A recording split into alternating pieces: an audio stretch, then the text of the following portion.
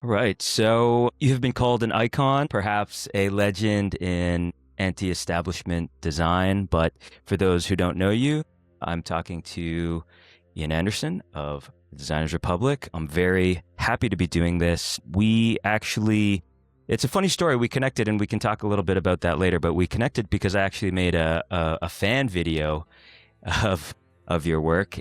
And you're actually coming up on the 40th anniversary, is that correct? Yeah, July 14th. Coming up soon, yeah. So we're doing, there's a lot to talk about. I think, there's a lot of great questions. So why don't we just get into it? I think the way I'd like to structure this is sort of the first half. Perhaps we can talk a little bit retrospectively, and then in the second half, we can look forward to what is in store, what we have for the 40th, and what is next for TDR, of course. Okay. So I wanted to, for those who don't know, bring it back to Sheffield. And, what was that like growing up? And I know music was quite an important part of the genesis of TDR, but I just want to paint a picture for what the scene was like a little bit. And for those who don't know, perhaps some of the more commercial work was happening in London, but I think a lot of people may credit TDR for decentralizing it and bringing it to Sheffield. So I just wanted to know what that was like growing up and what was happening at the time. So I was born and brought up sort of in and around London. There was a lot happening then. It was the late 70s, so punk was happening. I mean, in hindsight, I think there was, a real sense of for some people, there was a revolution in the mind, that punk was music, but it was attitude and everything. And for me, where I lived with my parents, it was a very kind of safe, kind of home counties place, and I wasn't unhappy. I had a happy childhood and everything, but my dad was a trade unionist, and his father before him, and I kind of went down the route of, joining sort of the Young Socialists and things like that. And if you look back and you tie that into sort of the lyrics of The Clash and things like that, there was a kind of a coming together. So I was happy in my life, no complaints, but I kind of, as a lot of teenagers do, I kind of felt the weight of the world's wrongs on my shoulders and felt kind of stifled, almost in that. It's not exactly a kind of Stepford Wives kind of thing, but I just felt kind of slightly uncomfortable, slightly claustrophobic there. And I wanted to go to university, and I wanted to come to somewhere like Sheffield that was a city that I felt at the time had more edge to it, was more real, that was industrial. All of this kind of sounds a little bit like naive. You've got to see this through like the kind of the idealistic view of a teenager, but it felt like, it was a working class city that had something more real to it than the comfort of the southeast. And so I came to Sheffield, having been in a sort of a punk band when I was at school. And so to me, I wanted to be in another band. And the main reason I chose Sheffield as opposed to any other of the universities that I applied to was because at the time, I was really into bands like Cabaret Voltaire and the early Human League, vice versa, Clock DVA, all of whom were kind of more electronic. Even as a kid, I kind of listened a lot to Kraftwerk and Neu, Can, Faust, and the so-called krautrock bands. Always pretentious, But I was drawn to those things, and it seemed that kind of Sheffield was the place to be. So it was industrial, there was electronic music. It felt like it was going to be more real. I was kind of getting out of the southeast, and to a degree away from London. So that's how I ended up in Sheffield. And then obviously I kind of met friends and formed new bands and got involved in promoting gigs, DJing, all the things that I was naturally drawn to do. So that's kind of how I got involved in music. And then because I was doing quite a lot on the music scene in Sheffield, some friends of mine formed a new band called Person to Person. I wouldn't say out of the ashes of a Sheffield pop band called ABC, but they were people that had been in that band, not as core members, but as musicians, session musicians, creative directors for Lexicon of Love World Tour, etc. And they asked me to manage them. Wow. So I managed them, and we signed to Epic Records, which is now Sony. That's right. And so we recorded an album with two guys from New York called The System, Mike Murphy and David Frank. And that kind of was going well, but it just didn't happen, really, for various reasons. It didn't happen for the band. And I always kind of say that they ended up being a pop band that wasn't popular. Missing a key ingredient there. Yeah, but musically, I think it was just wrong time, wrong place, because if the album had come out a year before or maybe sort of a year later, there would have been an audience. But just when it came out, it just didn't hit. And so the reviews were good, and I did some good gigs, a couple of big tours with supporting other more established artists, but it didn't happen. And so when I was managing them, suggested, having seen flyers that I'd done for gigs that my band was playing or gigs that I promoted or whatever, they sort of said, wouldn't it be great to keep all the creativity in-house and you do the record covers? Because at that time, I think there was a real sense for bands to want to have greater creative control than they had perhaps in the past. Right. So that was the motivation for that. So I started. I had no background in design, no training in design. I was basically someone that put gigs on, and because no one had laptops, you kind of did your own flyer because no one was interested in it. Right. So I was basically kind of adept at letter set and rub down lettering and rotring pens and that, because I kind of quite enjoyed playing around with that anyway. So anyway, I just said, yeah, I'll design the record covers. And, I kind of learned as I went along. And then when the band split, I was left with connections at Epic, CBS, and other people in the music industry. And I also knew the people in the art department at CBS, and they kind of said, well, if you're not managing a band at the moment, do you want to do some album covers, for us? So I really learned as I went along. I learned about typography, going to, bearing in mind there was no computers to use then. So I would mark type up, and I'd kind of type it out, and then I'd kind of put little notes on it for the typesetters saying, I need this letter to be a millimeter high, and I need it to be sort of stretched by 125%, and I need the spaces between the letters to be this, and so the notes on for the marking up the type were kind of copious. And this typesetter basically said, if you're going to work with us, if you're going to use us over a longer period, then please come in and spend the day with us, and we'll teach you how to mark up typography. So that would be quicker than us spending 2 days trying to decipher your notes. So that's kind of how I learned about typography. And because my first love was probably writing anyway, I always had a kind of a love for not just writing, but for letter forms. I was, from studying philosophy at university, I was interested in semantics and how we communicate.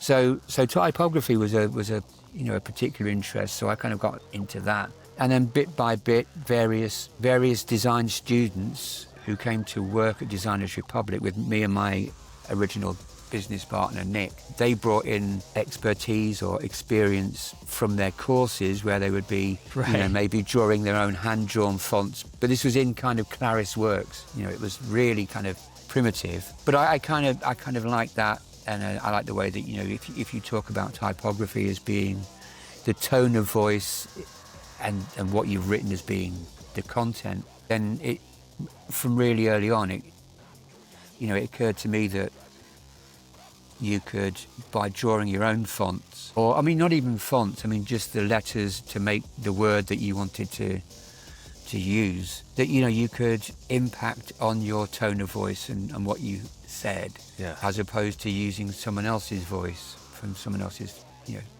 letter forms. Must have been a brilliant realization. Yeah, in hindsight, yeah. At the time it was just, you have to think as well that because I hadn't trained to be a designer, I was basically involved in the music business, and I liked kind of doing creative visual stuff. My main thing was always how do you communicate? So communication, visual communication is probably a a closer, more accurate description of how I saw what I was doing. That for me, again, with the sort of, the way that I kind of thought, I mean, in terms of philosophy, psychology, blah, blah, blah, you know, it was always very much like opening a conversation, asking questions, provoking responses, seeing how people responded to things, and all of that as a kind of ambient interest. If I hadn't been a designer, it would just be an interest, a hobby, you know, something akin to someone who relaxes doing watercolors or whatever. You know, that was more it for me. Right. And then people just started seeing some of the record covers I'd done for people that I knew, and then they started asking if I'd do theirs. And so I think kind of we always said for the first 3 years of Designers Republic, and the 3 years equating to that would be a design course at a UK art school. So for the first 3 years, we never really said that we were designers because it didn't really occur to us that we were. We Right. just said, we do record covers and sometimes we do stuff for shops. It must be funny to see now that some of the work is referenced in academia, the work that you've done, considering that you were so anti-establishment. What do you think it is about visual designers and musicians that they tend to get along, even though the medium is so different? I think that music is often such a core part of culture wherever you are, and it seems like it's been like a central part of your practice as well. Yeah, well, I mean, I have been since being really young, a music obsessive. I don't want to say it's my life because that sounds shit, but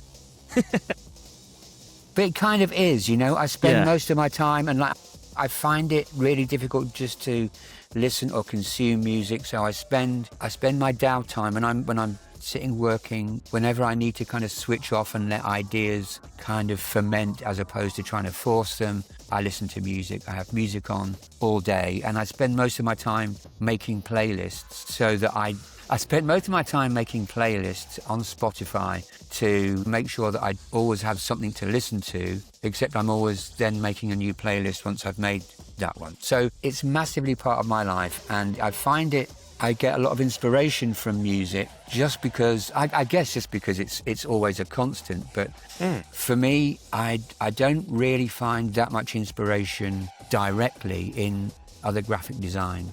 It's much more something that, you know, again, a piece of music or a track or something, or even any other experience that isn't sitting designing. That's really where I get inspiration from, whether it's intentional or ambient. So the music is really important. And so there's a few sort of book projects bubbling up, and there's a few other sort of projects sort of bubbling up in the background. And what we've done is, rather than talking about our influences and where these ideas came from, we just include lists, or, you know, the playlists typed out, you know, as a track listing. Well, that is brilliant. And if somebody says, well, what influenced you when you were making this work? It's like, there we are. You can read the list, you can go and listen to it, or you know, ignore it completely. It's up to you. But that seemed to be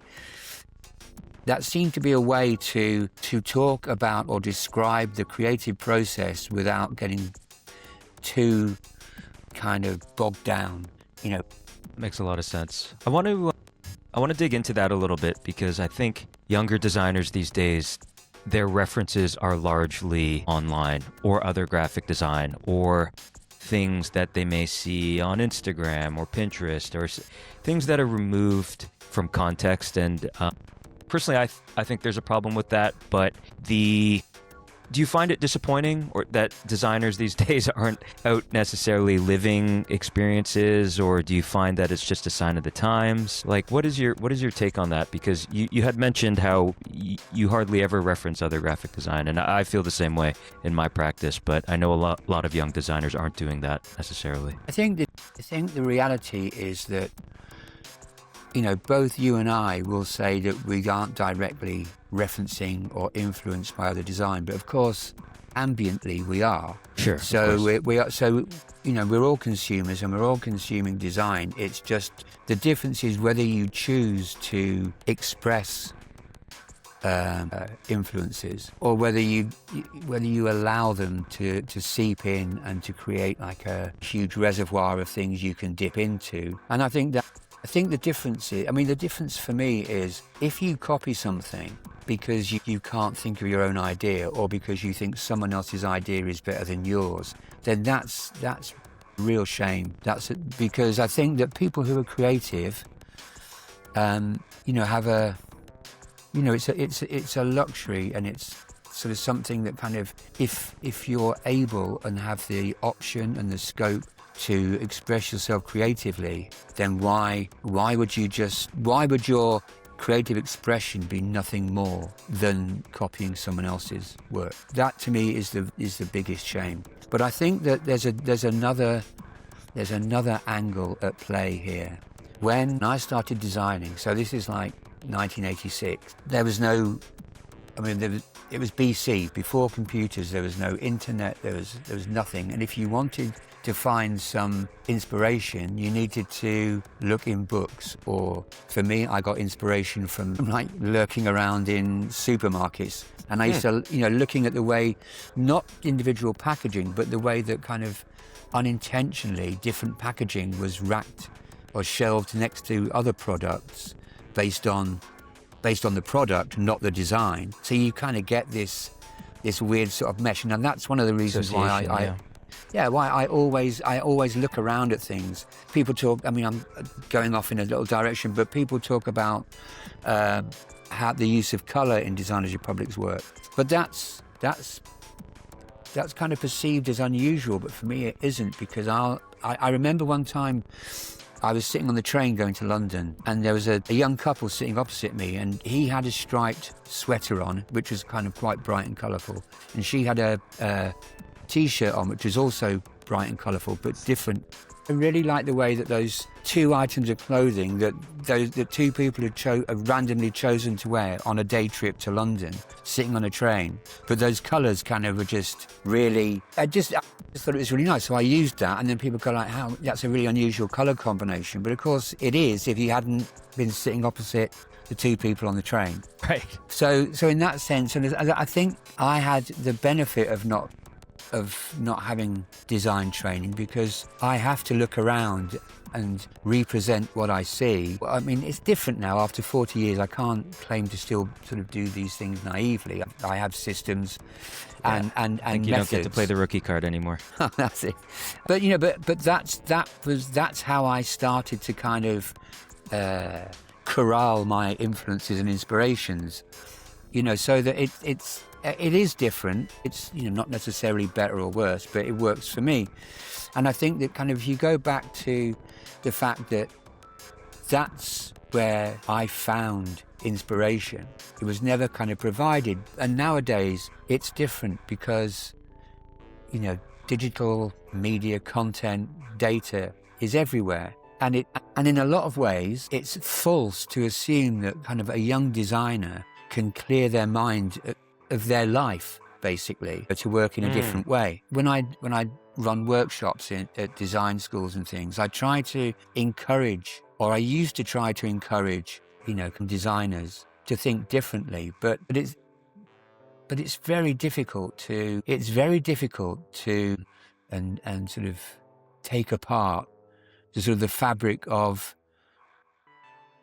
their life, really. Yeah. If you're so used to being online, and someone says let's go offline and be creative, it's a little bit like someone that's it's a bit like someone that's painting an oil painting with a brush, and then taking the brush away from them and saying, right, well, now let's make this painting, but you can't use your brush. So I think that there's a lot of things that I think were better before, and there's a lot of things that I think I benefit from, in that the way that I use technology is still informed by the way that I worked and thought before the technology. And there's a sense that when you worked manually, mechanical artwork, paste up and everything, before we could do that on computers, it meant that you had time, that took time to actually do the artwork, and there was a lot of different processes that you needed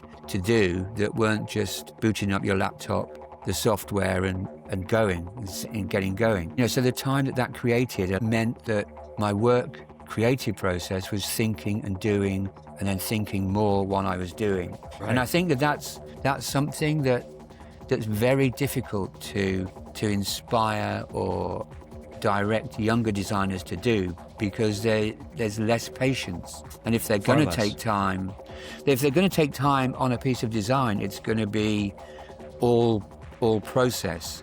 And so I think that and what you have now is because that process allows you to go off and make incredible pre-AI kind of digital art. And because all the data that's available means that it's very easy to replicate those things that you see that you like, which it didn't used to be for us. Then I think as a young person who's got energy and a desire to move forward and a lack of patience and the things that we all have had, it's difficult to then, criticize someone for expressing themselves in a way that they mean something to them. I just think that what that means is there's less critical thought in design now, and less understanding of why the designers who've created the work that they like, what they were thinking, why they did it. So I used to say when I was teaching at Manchester School of Art that my greatest gift to anybody who was in one of my workshops was one word, and it was the question why. Because I don't think people really stop to think why they're doing something and who they're doing it for. It's because you can create something so quickly, I think, and you can impress yourself quite quickly because the software allows you to do something where you can look on the screen and you can go, oh my God, that's amazing. Yeah, the instant gratification. Instant gratification, but then asking yourself why you did that, kind of once you've already done it, kind of seems to be pointless, really. Yeah, that's a super interesting thought, and there's something there that I want to tease out. And when I think about, you had mentioned a bit ago about the Young Socialist Club, and I think when we think about, let's say, the Brat album cover, which ended up being used politically, or the MAGA hat, which obviously is a massive political statement. And when I was doing the research, I actually, when it comes to warp, there was this idea that this purple would somehow hit this political neutrality. And I think that there's somehow a conversation these days that design can be non-political or apolitical. And I think maybe I know what you would say, but what do you say to that notion of design being a non-political tool? So, I think I come from a generation, or I don't even know generation, but I come from a background where for me, politics is life. Life is we all live in societies and cultures, whether we like it or not. Yeah.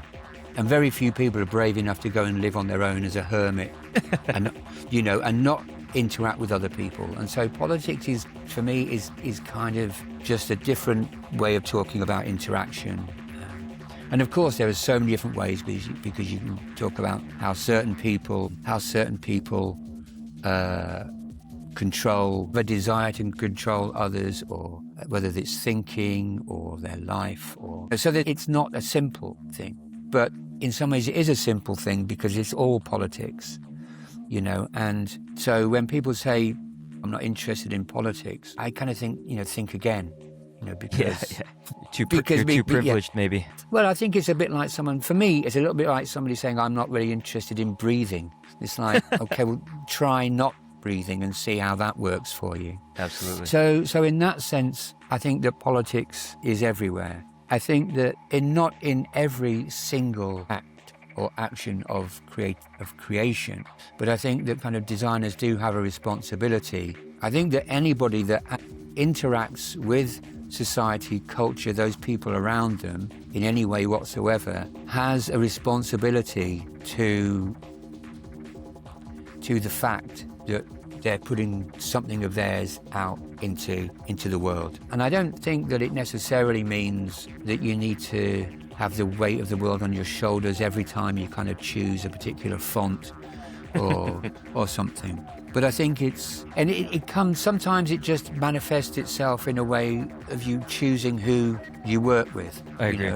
And I think that it's fair to say that everybody will draw their line in a slightly different place. It would be a pretty dull world, if we all agreed on the same thing. That point where some people talk about, utopian lifestyles or a utopian world, which kind of, from a science fiction perspective, usually ends up being a dystopian world because it's too perfect, and we need imperfection and we need differences to make it kind of worth getting up in the morning.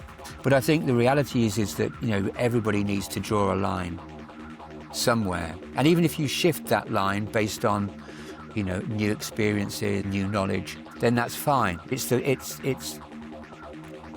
the decision to draw that line that is the important thing, and having that always in your awareness, and always thinking about what it is that you're prepared to do or not prepared to do.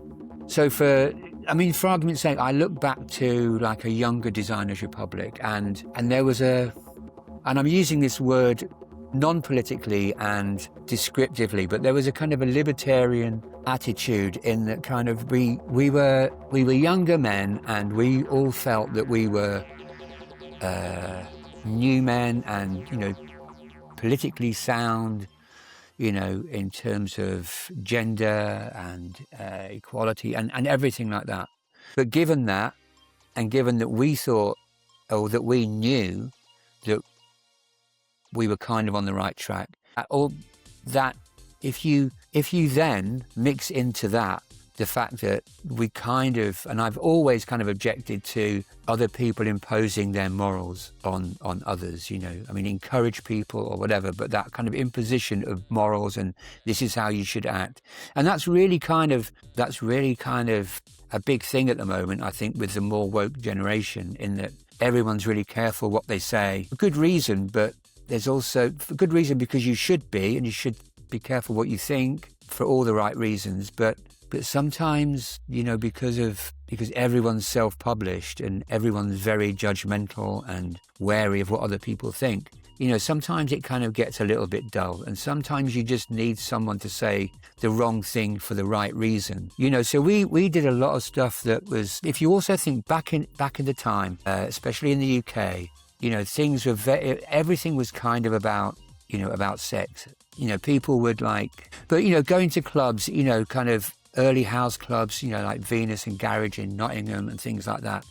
Girls would sort of turn up in really skimpy outfits, not to pull, but there was a certain sense there of sort of freedom of choice, in that kind of I can wear whatever I want. And of course, it's human nature that the young men in the club are more than happy to let them express that freedom. Do you know what I mean? That's just human nature. And of course, things evolve, and you realise that everything has a consequence, and gender is always finding a balance, and never quite getting there, because the reality is that I'm going down a hole that I wish I hadn't dug, but the reality, I guess, is that in the 90s we used to do a lot of things that were really, really deliberately trying to provoke a response from the moral minority, and that's sort of something that so really what I'm talking about is how things change. So, and how attitudes change. That's kind of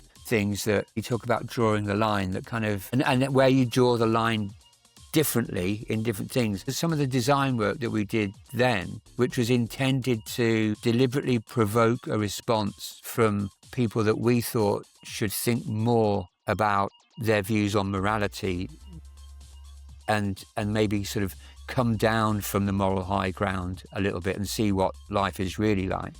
I mean, that's, maybe we were wrong, but that's what we were trying to do. But at the time, that seemed the right thing. But I say now, I would draw the line somewhere else. I'm only talking about all that as a scenic, kind of walk around the point of how things kind of change, and how you, as a designer and a creative, you need to be adaptable, and you need to be able to let yourself evolve in that kind of, what you don't want to do is is sort of revolt against other people's maxims by imposing your own rules. That makes a lot of sense. I think you said a lot of okay.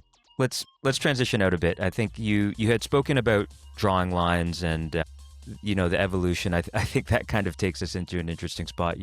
When I had made the video and I'd actually talked about all this freehand, which to my understanding is a program that you started out very early with. And I think there's all these tools now that sort of inform how we design. I think the quirks of a program are inevitably going to be imbued into the work to some degree. And I know that freehand, reading the comments, it was a favorite of a lot of people. What was it about it that was just so liberating compared to, say, Illustrator or any sort of other vector-based editing tools? Well, maybe it's because freehand was, maybe at the time freehand and the way it worked and was just worked better for the way that we wanted to. So again, you have to, your viewers who are probably a lot younger will kind of have to realize that when we first started using software, we were translating working manually onto a screen and using a mouse rather than rotring pens and other things. And Photoshop was sort of something that kind of, I don't think I've ever used Photoshop for what you're supposed to use it for.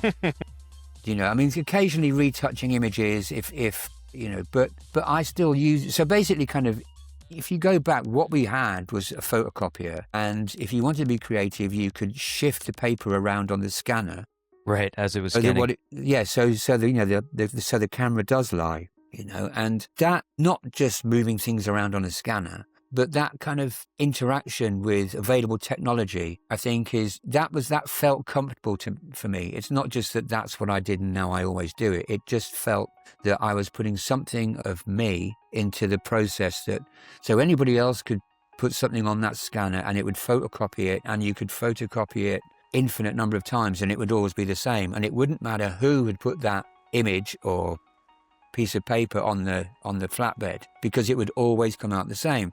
But not everybody would move the paper in the way that I did, right, or that I chose to, and not everybody would have the idea to use a photocopier which was intended to copy. Not everybody would be thinking in terms of using it to create something new. And we did the same thing with fax machines, where on old school fax machines where you had like rolls of paper rather than single sheets, you could, maybe people need to look at this online, but you could feed something into the fax machine, and if you held it, then the output at the other end would just be kind of stretched pixels, but not in Photoshop, but in the real world. Right, so we could, so again, it's a little bit like, I read an article somewhere about an artist who painted, but with the handles, not the brushes. And I just like the idea of doing something with available technology, available materials and instruments and tools that isn't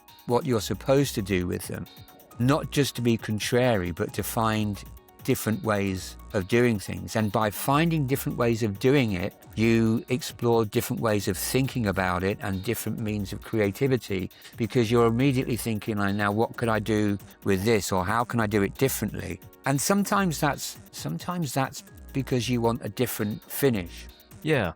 I think musicians do that a lot with instruments as well. Yeah, but you see, but mainly for me, it was more about enjoying the process, because it was more interesting for me to abuse the things that were provided with the intention of making them easier or more smooth running. So with Photoshop, you can edit, and you can, back in the day, edit and retouch your own images. But what if I don't want to use that to retouch it in such a way that removes the glitches from the original photograph? What if I want to use it to amplify those things? Or what if I want to use it to make the camera lie? Because that was always the thing, that the camera never lies. But what if you could force it to? So I think that's really a kind of thing. So when you then think about freehand, which we were originally a few minutes ago, but when you think about freehand, it felt very natural. Illustrator, let me give you an analogy.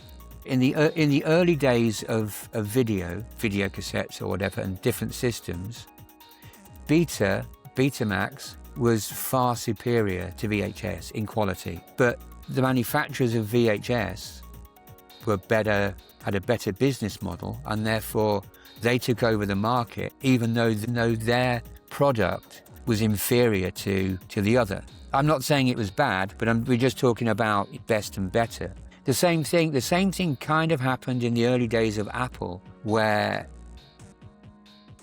Bill Gates kind of ran with the ideas before Apple Macintosh was kind of ready, and Microsoft kind of hit the world in a way where it wasn't as user-friendly. You still needed to understand some coding and that.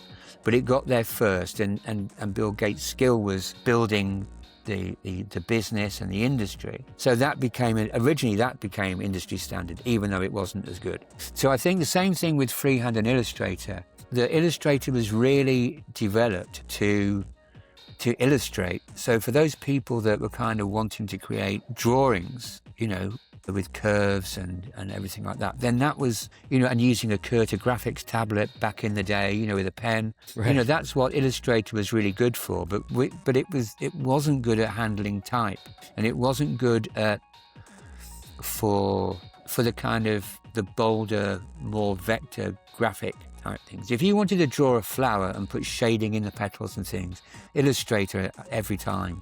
But freehand, when young designers, not so much now because nobody even knows what freehand was, but when there was still a battle to be won, a lot of younger designers would say, Illustrator's far better. But then they kind of say, but we really love your work. And it was so difficult trying to kind of communicate the fact that you couldn't do what we did, what they loved. You couldn't do that in Illustrator. Fascinating. You can draw another analogy. You can sort of say, I really like the kind of the effect and the sort of the coloration you get on old Polaroid shots. But to do that, you needed to use Polaroid. You could kind of cheat, and especially now on any smartphone, you've got little apps that kind of turn your photos into, through preset filters into Polaroids and this, that, and the other. But at the time, I just think if you want something to be something, then it should be that. Right. So were there any of the sort of, you talked about the typographic or micro elements, were any of those parts of your aesthetic only possible because of freehand? I would say yes, in two ways. One, in that it had certain features and it operated in certain ways where the different aspects of those features interacted, that it made it easier to do what we wanted to do. I think the other side is that whatever software you use, and no matter how much you're aware that part of your creativity is being defined by the creativity of the person who created the software, you can't avoid that. But then again, you can't avoid, if you go back to the oil painting analogy, it may be a different kind of influence, but your work is influenced by how the brush is made and how the person who designed the brush to be made in a particular way has done that. So, nothing is kind of purely your own once you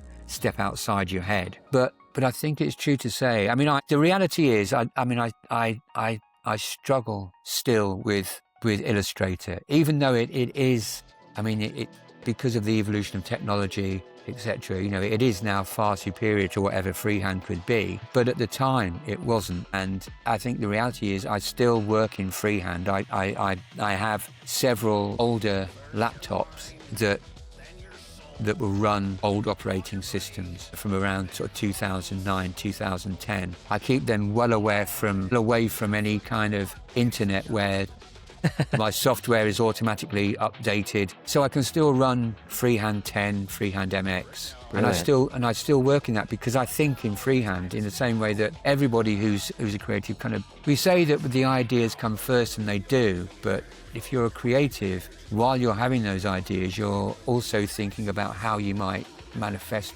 and express those ideas. So freehand had an impact on us then, and still with me now. It's just my chosen tool, and I still don't really like Illustrator. To me, it's still the instrument of the devil.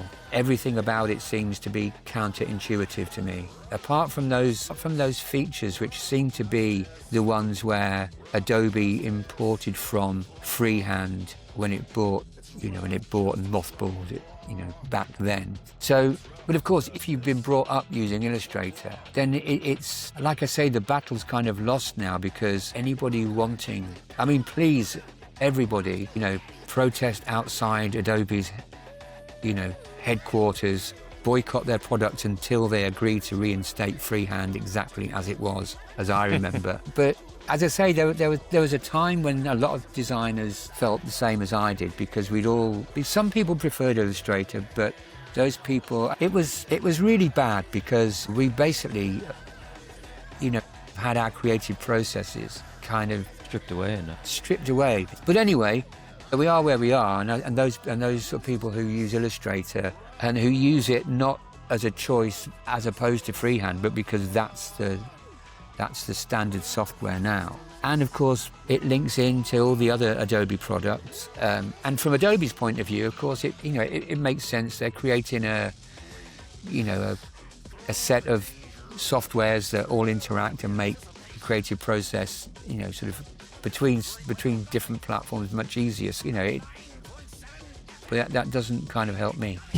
Yeah, it's, you virtually would never hear about something like that where a tool could just be sort of hoisted out of designers' hands these days. It's kind of, I think it would probably be hard for younger people to sort of understand what that might mean. Well, think about it this way. Imagine if another software developer created a new design tool, a new piece of software, like a new, not freehand, not Illustrator. Imagine if they somehow kind of cornered the market and they bought Adobe. And imagine if, as from the 1st of August 2026, Illustrator no longer exists. Ceased to exist, yeah. It ceased to exist, and you have to use a different software that has a very different kind of way of operating. It's true to say, that everything about Illustrator seemed to be not backward as in, not forward, but just the other way round from freehand. And so, I don't think it really is a question of left hand, right hand side of the brain, but that's what it seemed like, that kind of, and so I think the kind of your viewers should think about that.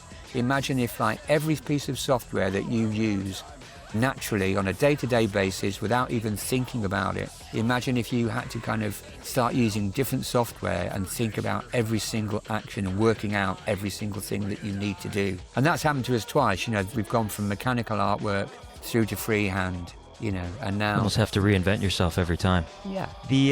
It's wearing breathing apparatus. Yeah, sleep apnea machine. I wanted to focus a little bit on Wipeout in particular. I think going through the comments, and to me it seems like Wipeout has almost become this mythological thing, or perhaps bigger than TDR in a way, because, and I only say that because a lot of people, especially combing through the comments or just from banter I've heard online, oh, I loved this game growing up, I always thought it was so brilliant, and then they made the connection afterwards, and so I think there's quite an interesting story around there. But for those, I think for those who are fans of modern games, it would be quite difficult to understand a singular entity take on so much of a game's development. So maybe you could spell it out for the younger viewers, or for people who don't understand how much creative control, whether it was through music or visuals or the UI, like what was that process like, and what was TDR in charge of when it came to Wipeout? Because I don't think it's fully understandable, the size of the scope of this project. So, this could be a whole series. It really could, I know. In a nutshell, when Psygnosis were developing Wipeout, the key people involved, i.e. the author, the pale young men in the darkened room of the development, studio. Designers Republic was kind of hitting its stride. The kind of articles written about Designers Republic referred to us as the most copied design company in the world. And, That's still true. Kind of, let's go around again, and also if you think about the kind of the premise, the content, the law of Wipeout, it's pretty much the same as all the influence points of Designers Republic. Sci-fi, future worlds, what if rather than what is, everything like that. So there was a synergy there. So, and there was a synergy and, not a kind of minion-like fan base, but but people were into what we were doing. And I guess it's true that because they were into what we were doing and the artists that we were doing it for, that I guess that kind of informed what they were doing. So there's certain kind of things that are true for that particular interaction to happen. So there was support and a desire from their side, from the developers and the writers, to include a lot of Designers Republic's work and thinking into the game and vision into the game. Then you have sort of a different aspect of the developer of the developer's team, the people like the marketing people, who can look around and sort of see, our designs in record shops and on posters, fly posters everywhere. Obviously kind of before, not so much online because there was no such thing, but and sort of see that was kind of being kind of quite influential. So obviously that the desire of the developers to include what we were doing works for the marketing people because they can see how that can work for them and to promote the game and create Right. So there's a number of conversations with different people at Psygnosis about the game.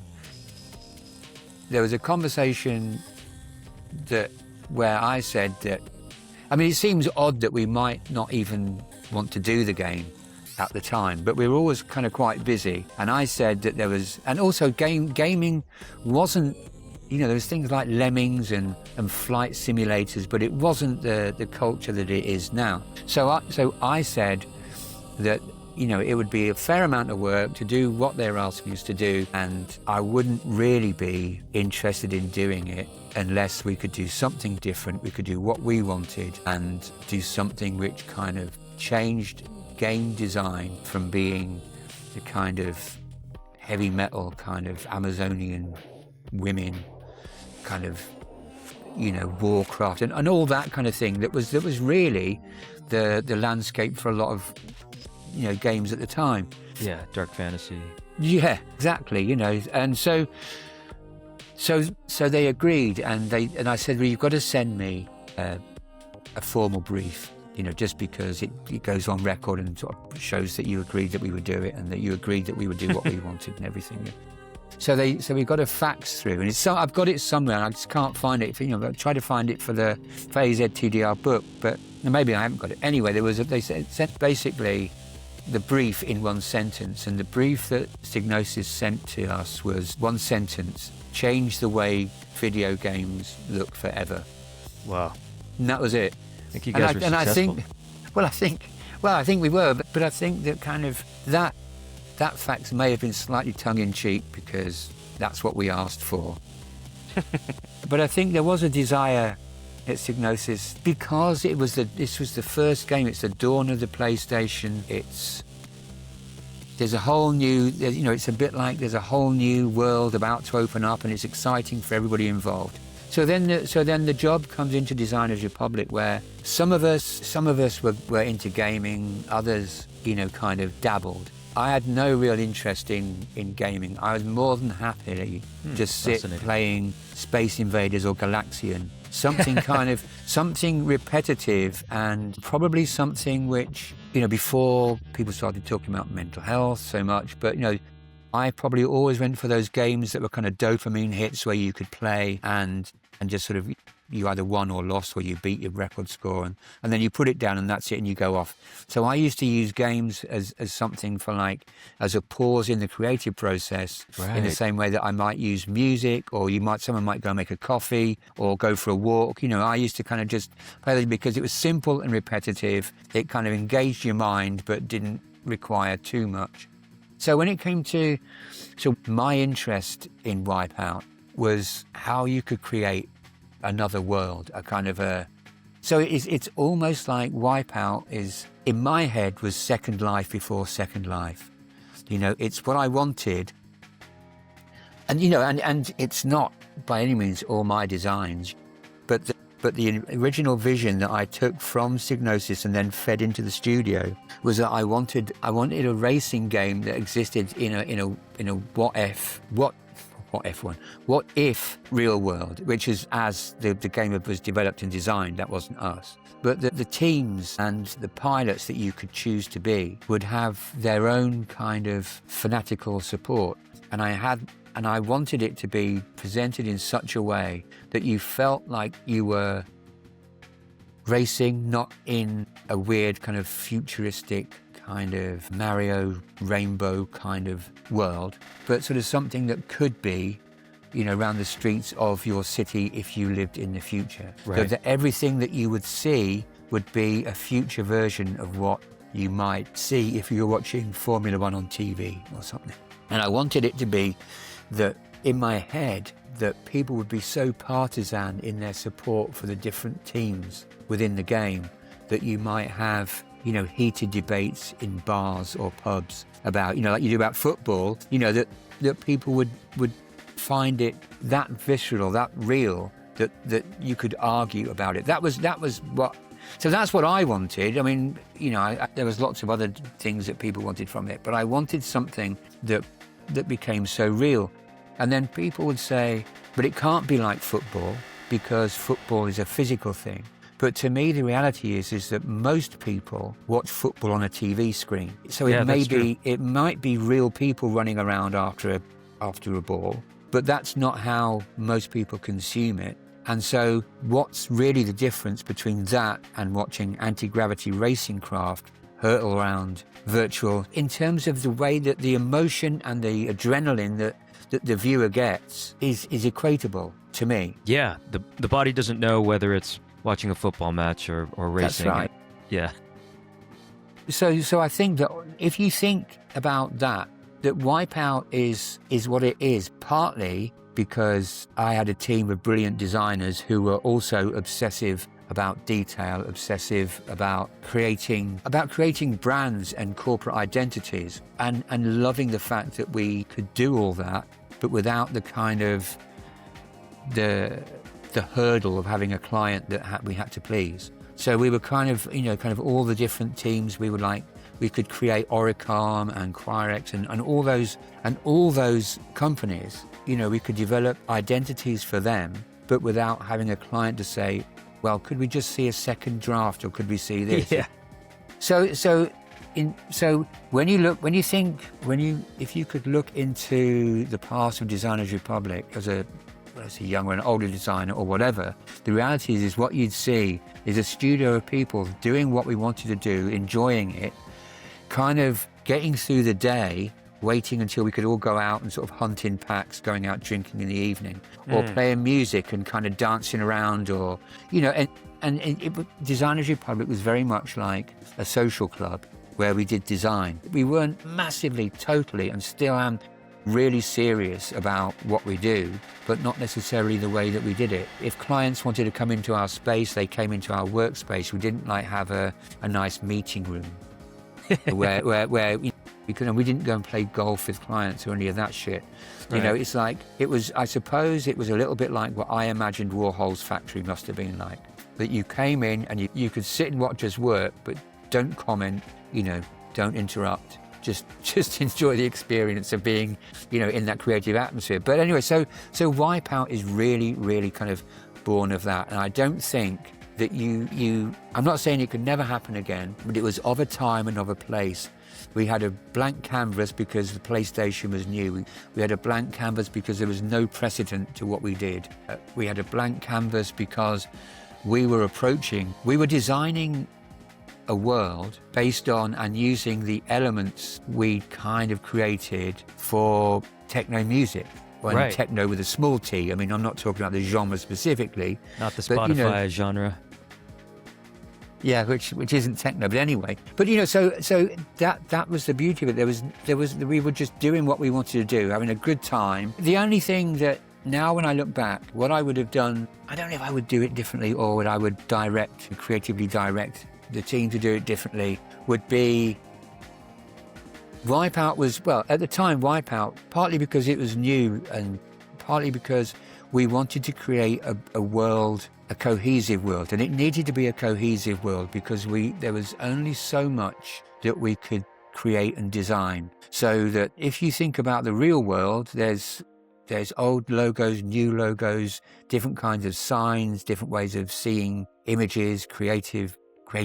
It's like a beautiful mess. But the scope of Wipeout meant that we couldn't really do that. So we opted to create something where it's a future that in hindsight for me feels kind of quite claustrophobic. But I think that's almost the success of it, that kind of you or people immerse themselves in that world. And there was a certain design sensibility about everything involved in it because it all came from us. And so we didn't necessarily say, right, there's got to be 8 teams and their logos have all got to be the same. The reality is that there were 8 teams, different people inputting into those designs initially, the thinking behind them. And of course, because we weren't trying to think about the nature of those different teams, we were just looking at different ways to express them and create some kind of law that helped us differentiate those teams. Then, there's a kind of a stylistic similarity across it all.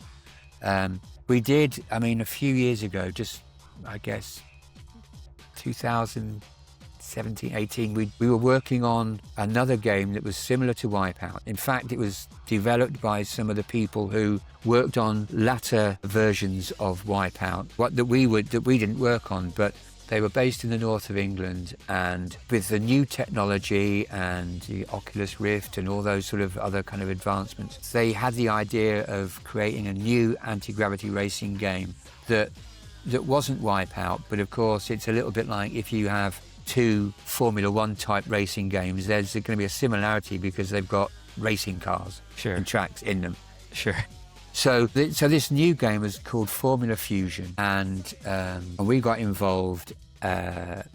Lots of background stories to that. Again, that's another mini series. But essentially, the key difference from Designers Republic's point of view of that, between that Wipeout and Formula Fusion, is that Wipeout, we wanted to create a cohesive world. Formula Fusion, because there was more scope for more content, memory, etc., what I wanted to do with that was different. I wanted to kind of create a more, I don't want to say a more realistic world, but a future world. Oh, the other thing to remember about Formula Fusion is that it was kind of half set before Wipeout, but in some ways, because of the available technology, it's also kind of set after Wipeout. So not necessarily in terms of prequel and sequel, but in terms of how the what-if future world, the near future, could be expressed. So in a lot of ways, it was about, we were populating a near future, whereas like Wipeout was 2097. Formula Fusion in our heads didn't really have a particular date to it. But anyway, so it was kind of thinking about 50 years ahead. But how do you do that if what you want to do is actually kind of create something that's a believable film set 50 years ahead, as opposed to as opposed to kind of a Star Trek kind of anything can happen in the future type thing. So what we did was in a way, the Wipeout constraints almost made it easier to sort of build out this world, just due to the constraints, I suppose. Yeah, it did, and it made it kind of, it was about 5 of us in a studio kind of riffing on ideas and kind of getting a little bit excited and pushing it through and following through and getting the Signosis team coming back and yay, and celebrating what we did. And it kind of had a momentum and it was exciting. And that kind of, I think that fed into the game and it fed into the packaging, which kind of fed into the promo. And it was almost sort of mythological before it even kind of, hit the shelves, because we'd all bought into it and that. And the fact that it was all from one kind of creative made it easier for everybody to buy into it. Right. Which is something you would hardly ever see these days, I feel. There's so many parties involved. Well, exactly. So, I'm always having conversations with different sort of games developers, now, but the stakes are so much higher.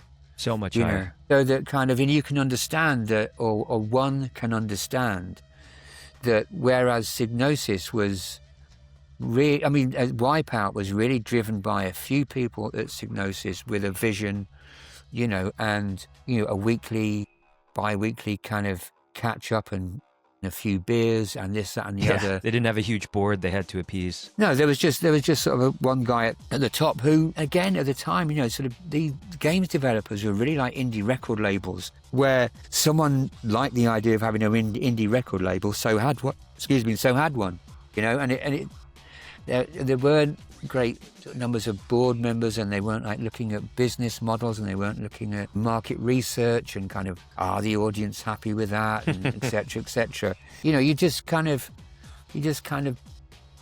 put it out, I guess. Of course there was some research and everything, but that wasn't.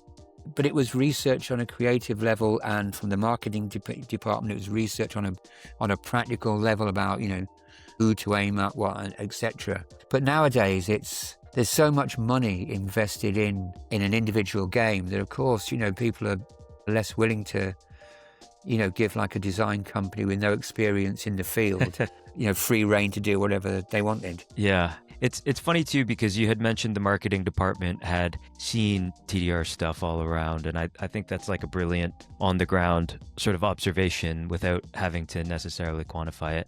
I want to switch gears really quick. I have one question before we talk about the 40th, but okay. There's only because I realize we could yap all day really.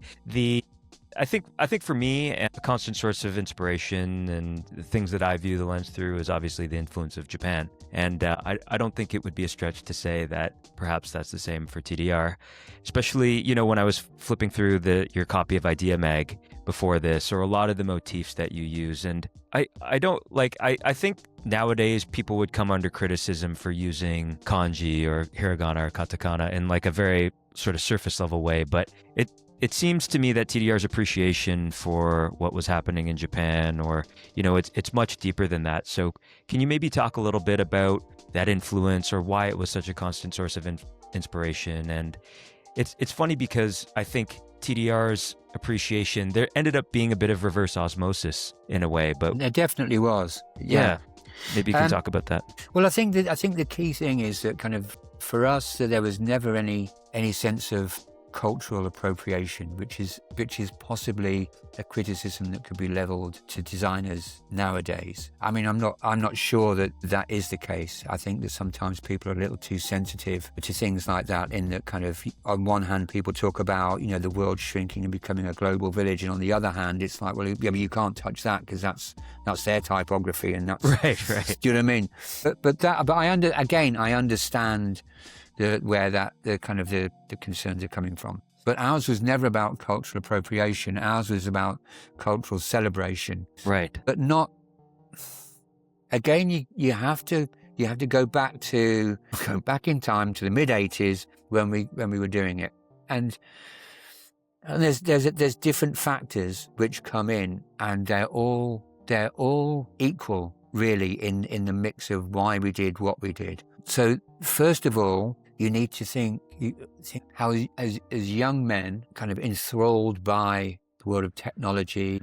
At the time, everything that was great and good about the technology that we wanted to use came from Japan. And there was a sense that Japan was the future, like full stop. And if you want to extend that, Japan's flag just seemed to be the ultimate minimalist kind of expression of a national identity. So everything about Japan seemed to be good. And to qualify or to paint that picture sort of in more detail, when I talk about the technology, I'm talking about Walkman, then Discman, things like that. There was a sense, certainly for us, but in the UK, it just seemed that kind of when everything was getting smaller, like, sort of microfilms, micro this, micro that, and we perceived that as being a much more future kind of way that, so smaller technology hardware with greater technology or technological kind of ability, which again, if you look back to 1986, was barely scratching the surface. But at the time, we kind of thought we were kind of, just a couple of years away from living on the moon, So, and that's kind of relevant in that kind of, again, people's view of the future then was different, was that kind of, we were excited about the future, about kind of all the things we saw in sci-fi films. And, it was like we kind of come out of the Cold War to a degree, and it was like kind of, space exploration, sci-fi films were big, technology was fantastic, technology was moving at a pace that was noticeable in terms of consumer technology. And of course, we were getting not just different technologies, but more technology to play with than people had ever had before. So it was an exciting time. And if you tie that into kind of our perception that everything that was wonderful in the world came from Japan, and then if you think as well that we saw pictures of like the Shibuya crossroads and things, never having been, but we saw pictures and things like that, and they had massive TV screens on buildings outside. For people like, I'm not saying, the UK was in the dark ages by any means, but that wasn't something that we had in the UK at the time. So, of course, it just seemed like the future, and obviously that was the same for other people. So that when you get films like Blade Runner, and it's set in the future or the near future, right, of course it's going to be set somewhere that looks a little bit like Tokyo, because that's kind of the world perception. It's not going to be set in Sheffield or something, because so if you, at the time, not just for Designers Republic, but if you wanted to express the future to a largely Western or Westernized audience, you used Japan and Tokyo as a shorthand for that. That's right, yeah. And therefore, to make that seem real, you'd use Japanese typography. But of course, I would say not nobody, but very few people could speak Japanese. So from our point of view, we didn't know what the shapes were. We just saw it as some weird kind of alien kind of lettering that you might see like on a Klingon warship in Star Trek or something.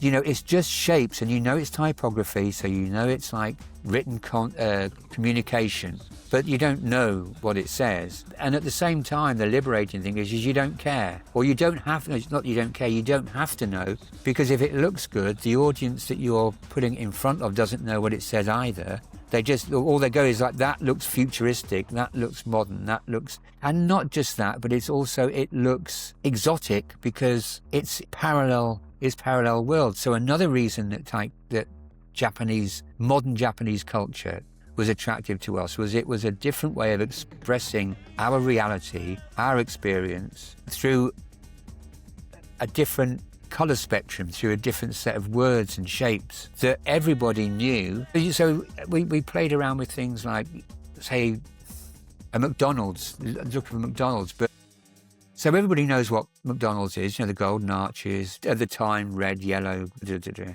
and then you go to Tokyo and there's the same, but then there's Japanese typography as opposed to Roman lettering. But you know what it says. Right. What do you think you do? I mean, it could say something completely different, but you assume that it says McDonald's.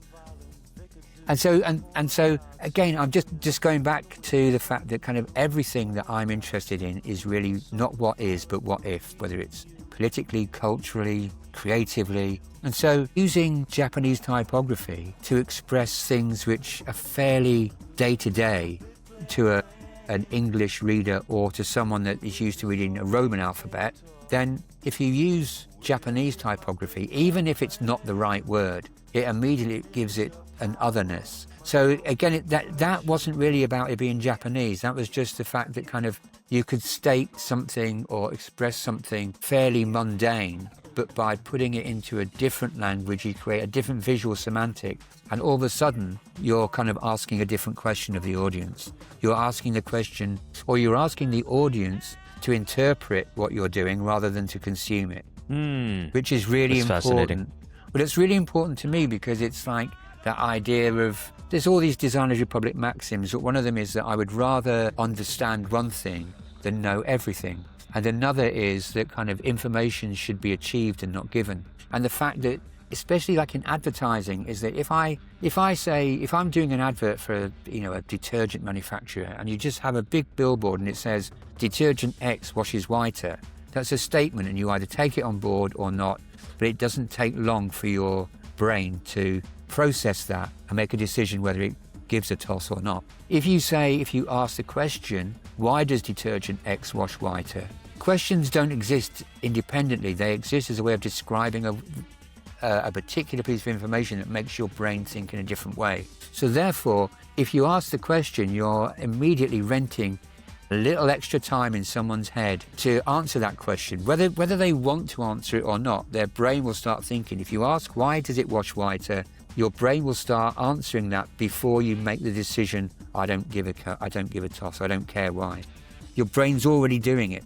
Right. So if you present something which looks recognizable to an audience, either targeted or ambient, if you present that in such a way that they recognize what they're looking at, but they don't get a specific typographic communication or reference point, they have to ask the question, they have to interpret it, and immediately they start thinking about it involuntarily more than they would if you just wrote the word. So let's just go back to the McDonald's thing. If me as an English person went to Tokyo and there's the golden arches and it just says McDonald's as I see everywhere, as I saw everywhere at the time, then if it's in a different text, in a different font, in a different language, then immediately I have to I don't have to, but my brain will start thinking, does that say McDonald's, or does it say something else? Or do Japanese people say McDonald's, or is there a translation for it? None of which is really at that point important. Yeah, but it just kickstarts your brain into a process that you can't control. So that's again why we used a lot of Japanese typography, partly because it expressed the near future as we perceived it, as like Tokyo and neons and everything, a shorthand for near future, sci-fi, techno, or whatever. We used it because in so much of Designers Republic's work, which is a whole different mini-series, that typographic communication is about, there's a question between what you can read and what's legible, and that kind of just because you can read something doesn't mean you understand it. Just because you can't identify every single letter form within that communication doesn't mean you don't understand it. And it's about whether you understand it or whether you feel it, how you consume it. So in all those things, in a lot of ways, in fact in nearly every way, bearing in mind at this point I'd never been to Tokyo, and everything about it was really, we used Japanese culture as a shorthand to express things that we felt were too mundane to express in our own language. Got it. And it's interesting too, because I know that in Japan they tend to use English in sort of a similar way, but yeah, you don't really hear about people getting upset about it going that way. It's only really in the West that there's some concern, which is quite funny. Well, I think it's partly because the West has got like some guilt about poking our nose into other people's lives. I think so too. For a long time, and I think it's that whole thing about in anything where positive discrimination is needed. It's like it's the legacy of discrimination as opposed to positive discrimination. That you need these. You need to kind of perhaps be a little oversensitive about the way that Western cultures have, sort of pillaged other cultures, because they have. Whereas like for Japanese don't really have that so much. Right. All right. Welcome back. Welcome back to you too. Yeah. So moving on to the 40th anniversary, it's pretty hard to believe that it's already been 40 years. And, as I had made this video, there's kind of been an interesting realization of all these people and the amount of lives really that TDR has affected. And, I went through, have you gone through any of the comments? For example, I saw there was a fellow named Tom Mueller who had talked about Kleber, I think, which is a web development app at the time, or a studio at the time, and he had said he remembers fondly working with TDR and making many websites. Have you had a chance to read through any of the comments, or did people reach out after the video went live? Yeah, I obviously I read all the comments because it was about my favorite subject, which is me. And it's funny. I mean, the reality is that I think that I never trust designers who perceive their role as neutral in the process. There was a British designer, I think, I'm not good with names, but I think his name was Alan Fletcher, and he said something that design should be neutral. The role of the designer should just be there as a bridge between, say, the client and their audience. Right. And I Which don't kind of agree goes with, back to what we were saying about design being apolitical. It almost seems impossible, right? Yeah, I think that that's wrong. I think that clients, the best decision a client can make is to work with a designer with whom they have a sort of synergy and trust that designer, and that designer's voice will be complementary to whatever it is that they want designing.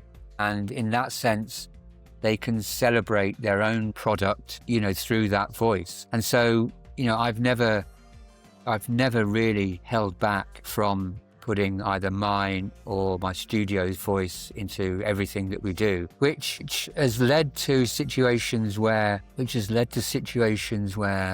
people come to us and give us a blank canvas to do what we think, which to a lot of young designers must seem like ideal, that you don't have someone telling you what to do all the time.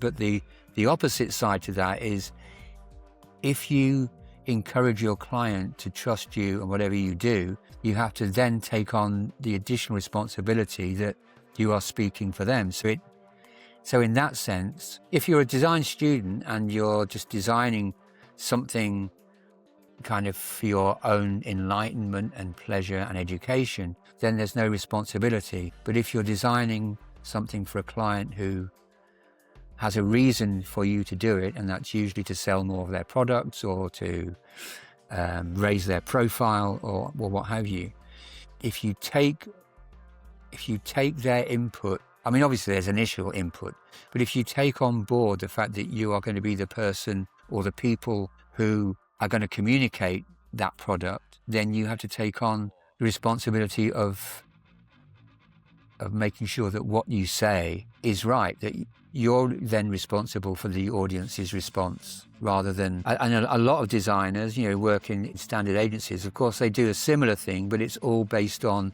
how that relates to the brief, and the responsibility lies with the client to brief you properly, etc. So it makes extra work, but obviously if you think in the way that I do, then you relish that extra work and detail and research that you need to do into product and potential or target audiences. Yeah, I think that's really sort of an interesting denomination, that people want the freedom, but I don't know if they necessarily understand what that freedom means per se. But I think the reality is that that's just human nature, that when people say I want to take on that responsibility, what they're really saying is, I want the authority to do what I want, but they're not really thinking in terms of the responsibility of the outcome of their actions. They're just they're thinking at the level of, like, I want to use whatever font I want to use, I want to sort of do a logo that I like, and you want the client to go, God, that's brilliant, and you want the kind of the congratulation and the appreciation. But in the real world, if you're working with clients who have their own businesses at the forefront of their minds, obviously, then you have to align yourself to that, and the authority becomes responsibility, and that you might design the logo that you want to do, but part of what you want to do and part of what you want to achieve has to be satisfying, not necessarily the client's taste, but it needs to do what they want the design to do, what they want it to achieve. So sometimes I remember a musician I used to work with, and I can't remember the specific thing now, but we did an album cover for him, and it was orange, and he kind of said, I don't really want it to be orange. I don't like orange. And I was like, I've not made it orange because I like orange. I've done it because I think it's the colour. And he said, I prefer purple, the purple that you use for Warp Records. And I said, yeah, but that doesn't relate to your work or anything that's about you. And I said, and you don't need to like the cover particularly, because you're going to get a free copy anyway. So Right. It's the people who I'm talking to, your audience, perceived, real, tangible. I'm talking to that audience and trying to communicate your album to them, not to you, Right. It's to me that's so funny because I think that the nature of commercial work these days is, I think there seems to be a notion that if you, I think on average designers are quite full of themselves, regardless of if that feeling is warranted, and so this idea that to remove the audience or how you're communicating to the audience, it's like it seems like that's a missing part, and I know that from firsthand experience, younger designers these days, they're quite afraid of failure or take failure very personally. And I think, when I think about the legacy of TDR, there's been quite a few, even, the restructuring of the Designers Republic, there's been a lot of ups and downs. So failure is not the right word, but maybe can you talk a little bit about how that is a part of the process, or why you think that young designers are so fragile about feedback or being told no these days? Because I do think that there's a bit of a generational divide there. I think I look at a lot of the students who were part of my workshops, specifically at Manchester, because that was something that happened for 10 years. But, elsewhere, I've taught or tried to lead by example. I'm not a particularly good teacher, but I am, a good mentor, I think. But the shift is a cultural one. And again, you can probably point to social media as a cause for that, in that there's much less desire now to be confrontational. It's about consensus, and people have become people pleasers. And whereas the design industry, being part of the marketing, advertising industry, it's always to a degree been a service industry. For me, the problem now is that the service industry aspect of it is much more visible, and with young designers, and everybody wants to kind of be friends, and we never really wanted to be friends, and we fell out with clients because we didn't agree with what they thought, or because we thought they were tossers, or they might have fallen out with us because they thought we were, so those relationships. But I don't really want to work with people who want to work with me because they want me to kind of be nice, To me, if there's an idea, then let's say we discuss an idea with a client, then for me, I become as subservient to that idea as I believe that they should. So it's not, so in terms of creativity, it's, I want to take lead on that about what I think it should be in answer to solving the problem that your brief creates. But once that idea is there, I have a responsibility to deliver and express that idea as much as the client has a responsibility to go with that. It's not like I just fancy, I think I might just change the font because I woke up in a different mood today. It's almost like if you take on that responsibility for client work, then you have to be responsible to your own idea. It's not just changing with the wind. Yeah, it's a contract in a way. It is. It's a contract. It's a contract with your own creativity. And I think that, so for me, it's one of my personal bugbears now is that when I kind of see, other like young designers sort of feeds or their stories, and they'll say, and they're working on a particular project, and they're good designers and they're working with like a smaller client because that's maybe where they are or why. And then they'll sort of post a piece of work and they'll say, genuinely stoked to get the chance to work with this amazing client. And I'm like, the client should be genuinely stoked to be working with you. Right. Because if they've asked you, if they've trusted you to be the person that voices visually or in terms of strategy or brand communication, if they've chosen you to be that person, then they should be really pleased with what you've done. And of course, it's okay to kind of be happy and have a nice feel-good thing and a sort of a group hug over a Zoom call about enjoying the working relationship, being happy with the end result and the process. Of course, that should be. But I just think that there's a lot of design now, although it's good quality, is quite anodyne. There's nothing there. It's just a sea of good design, which is kind of what it was like when we first started, that kind of everything was nice. Everything was okay. No one put their head above the parapet and said, like, why don't we do this differently? Right. And I think one of the problems is that nowadays, if you want to do something differently, let's forget AI for a minute. But if you just think in terms of the digital art that became like really sort of visible kind of during the NFT kind of craze, that people doing amazing things, but it's all the same, and that isn't, again, going back to the fact that I do this, I didn't train to be a designer, I do it because I enjoy doing it, and if I didn't enjoy doing it, I'd probably go and try and write a book or do something with writing. I think that if you take away the desire to, it doesn't have to be massively different. You don't have to reinvent the wheel every time, but you can alter the speed that the wheel turns. And by altering the speed the wheel turns, you can alter how fast you get from A to B. You alter the journey. You alter people's perception of that journey and how they engage with the journey.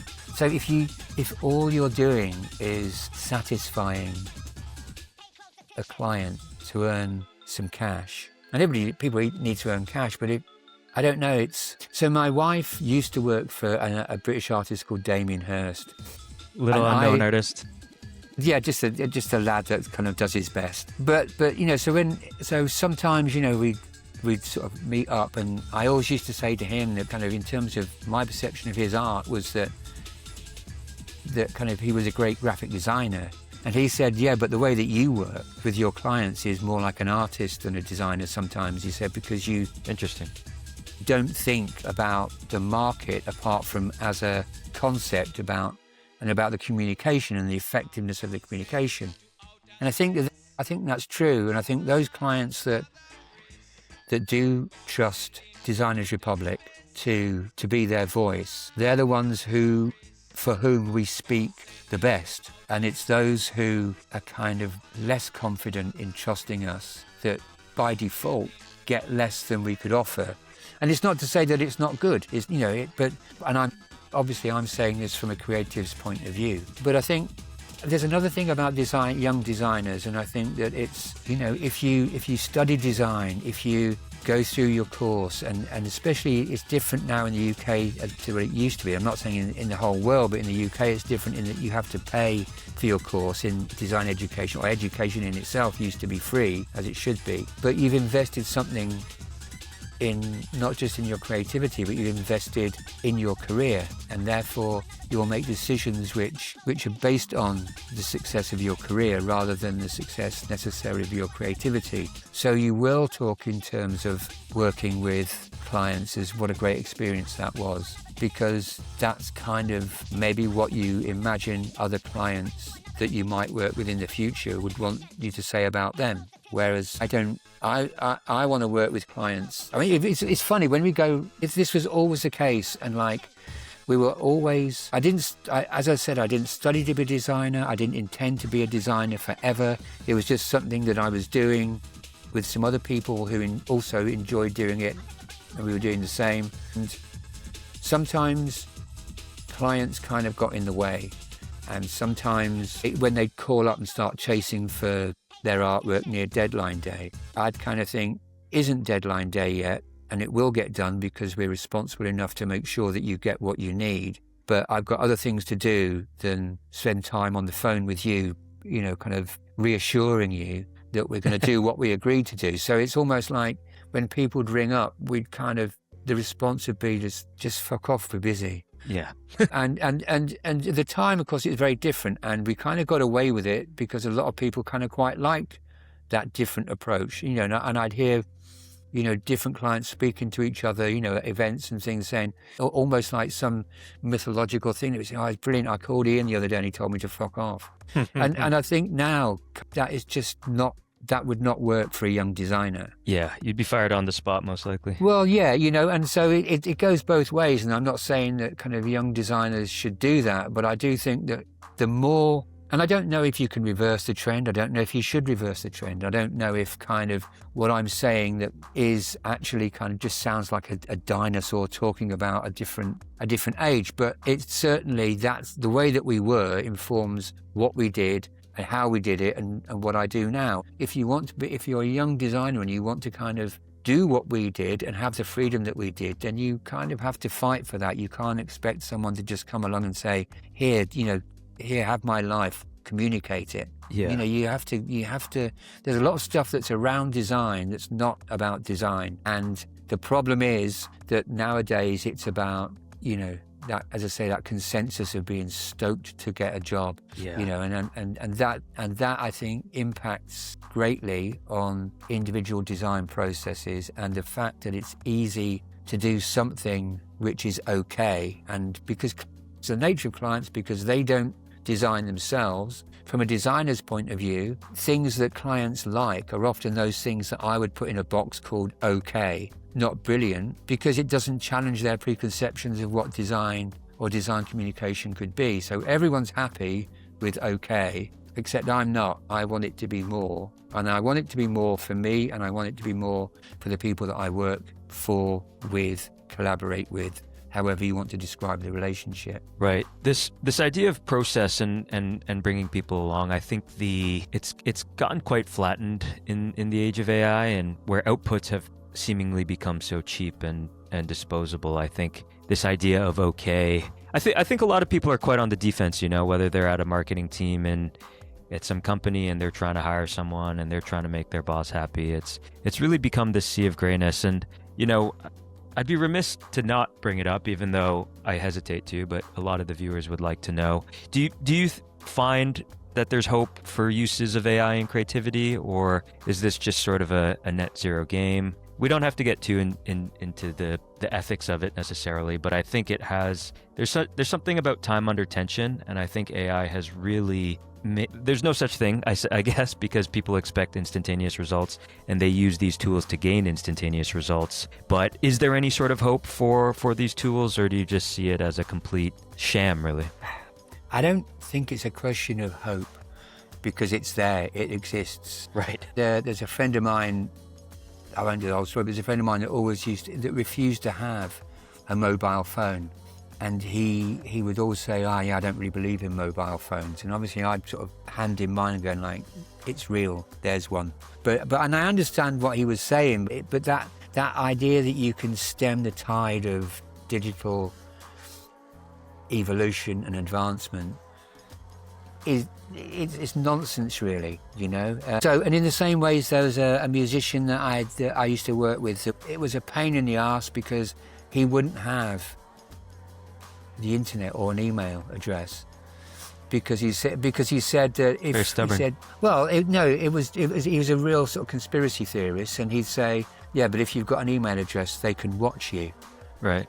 And I'm like, who's watching you? And he said, the CIA. And I said, no, listen, you're an independent musician in a northern provincial city in the UK. Kind of, why are the CIA going to be watching you? Even if they could, I said, honestly, they could watch you. If they really wanted to monitor you, they would anyway. But I don't know why they would put any of their resources into monitoring you if you like. So I think that's kind of interesting, in that kind of this thing about new technologies is often reduced by people into kind of how it affects or relates to them. And in some ways, that's the same with AI. It's a different thing in that kind of it is a threat to creativity. I saw a story maybe a couple of years ago now, and it was on Instagram, and it was basically I can't remember exactly the wording, but it was like something like kind of creatives ! Needs ideas to fuel it. and then sort of ... Designers, don't worry, your jobs are safe. And I think, but I think that's true in that kind of the majority of uses of AI are kind of convenience store solutions. The reality is that we're all human and we all exist in a physical realm. So digital stuff to me doesn't really kind of have the same impact or intensity. And AI is like, so if you do something interesting with it, there's a guy, I think his name is David Zander, and he does amazing AI things with like sort of creatures or people that are made of different materials and sort of fashion things. And I mean, you should check his name, but I mean, I think, given that I'm useless with names, I think it's David Zander. But some of the things that he does are impossible to do without AI. And in that sense, it's amazing. And so some things are just incredible.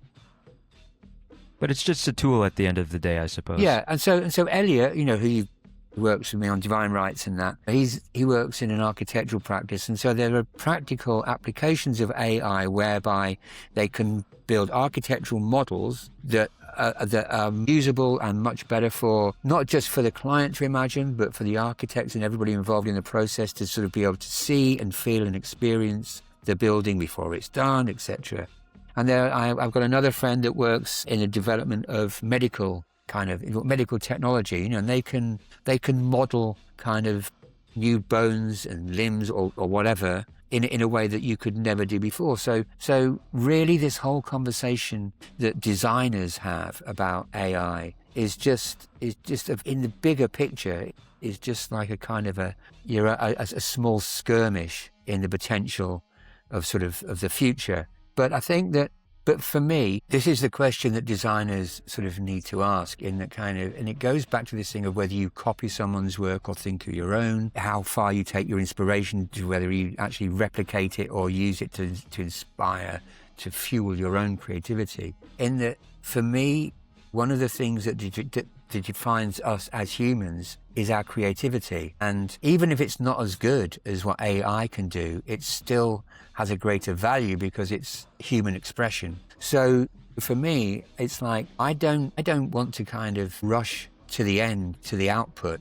I want to enjoy the journey because that is the philosophy behind life and what we do and self-expression and everything. So that's what has the value. I'm not a designer who's trying to kind of come up with sort of, complete jobs day after day, week after week. I'm someone who, what I want is to be paid. Well, I want to be paid, but what I want is to be paid for doing what I do, what I think is right, and enjoying the process of doing it. And if we go back to the idea of young designers being stoked to work with someone, I want someone to be stoked to work with me because of my creativity, because that's what I value. I'm not really a broker between a client and a different AI app or something. Do you know what I mean? Agent, yeah. So I don't know. I think the conversation, it's a little bit like the conversation about freehand in Illustrator. The horse is bolted, the gate's open, it's there. Yeah, the genie's out of the bottle. Yeah, exactly. But I don't think that necessarily means that we all have to do that, in the same way that the invention of the camera meant that no one would paint portraits anymore. Yeah. But technology is going to move on.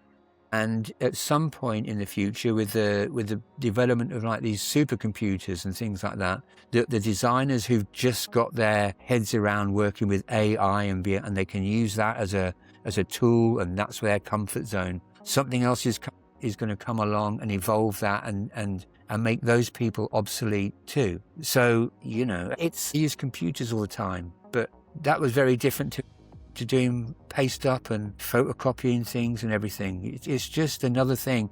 And yes, it might take some people's jobs, but maybe it will also in its own way create different kinds of roles for creatives within that industry or within that process. Yeah, this sort of post-AI industry. I think as we look at your career, you've spanned over so many different. This isn't the first time that a technology has sort of usurped how you work, and I think that there's a sense of I think people look back at the Designers Republic, and there's a certain timelessness to it. And I had mentioned this before on our last call, but Timothy Luke, who's a designer, I know he was inspired by your guys' work, and he created the F1 logo. Or there was this new game by Bungie called Marathon, which quite often gets called out in the comments how they've heavily referenced TDR. Heavily. And I think that you had mentioned before that TDR has been ripped off quite a bit, but I think now that we're starting to get removed enough where people don't know the references and where it came from. If they see the F1 logo, if they see Marathon, it wouldn't be a stretch to say, unless you're of a certain age, that they're not going to know that there's a connection to TDR That's there. true. And I think, does that bother you? No, it bothers me less now. As I say, my issue is everybody is influenced by other things. Right. We're not immune to it. But I don't mind someone being influenced by a piece of work that Designers Republic has done if their creative process starts with their own idea. And their idea involves referencing what we've done or what someone else has done. So if their idea is their own, then and they see our work and they find some kind of link between the two, then to me that's fine. If there was a world where if any client who wanted a piece of work that looked similar or occupied the same space as our work could only come to us, and thereby we could have some kind of moral or legal control over that, then that would be one thing. It would also be a real pain in the arse trying to kind of employ enough people with the same kind of vision to deliver all those pieces of work. But that was an issue for a while, in that kind of we developed a certain style, unintentionally, developed it nonetheless, and then people could just come along and use that without us kind of getting anything out of it. So people that were lazy could make more money than we could from being creative. So that was an issue, but it was never an issue that we influence people. Of course, it makes you incredibly proud of what you've done. Right. And when people, like in the comments to your video or in any other context, kind of say, I became a designer when I saw X, what you did or whatever. Yeah. Of course, it's like I'm not one to feel belittled or humbled, as you might guess. But it is humbling to think the impact that we have had so much, on sort of design culture around the world. And it almost sort of seems weird to kind of say it like, oh yeah, we're the goats, we're the da da da da. But the reality is that we are, to a lot of people, and to a lot more people who, like you say, don't realise that what they're influenced by and inspired by, was created by, 5 or 6, kind of young designers in a sort of a small, dark studio in a northern city in Britain.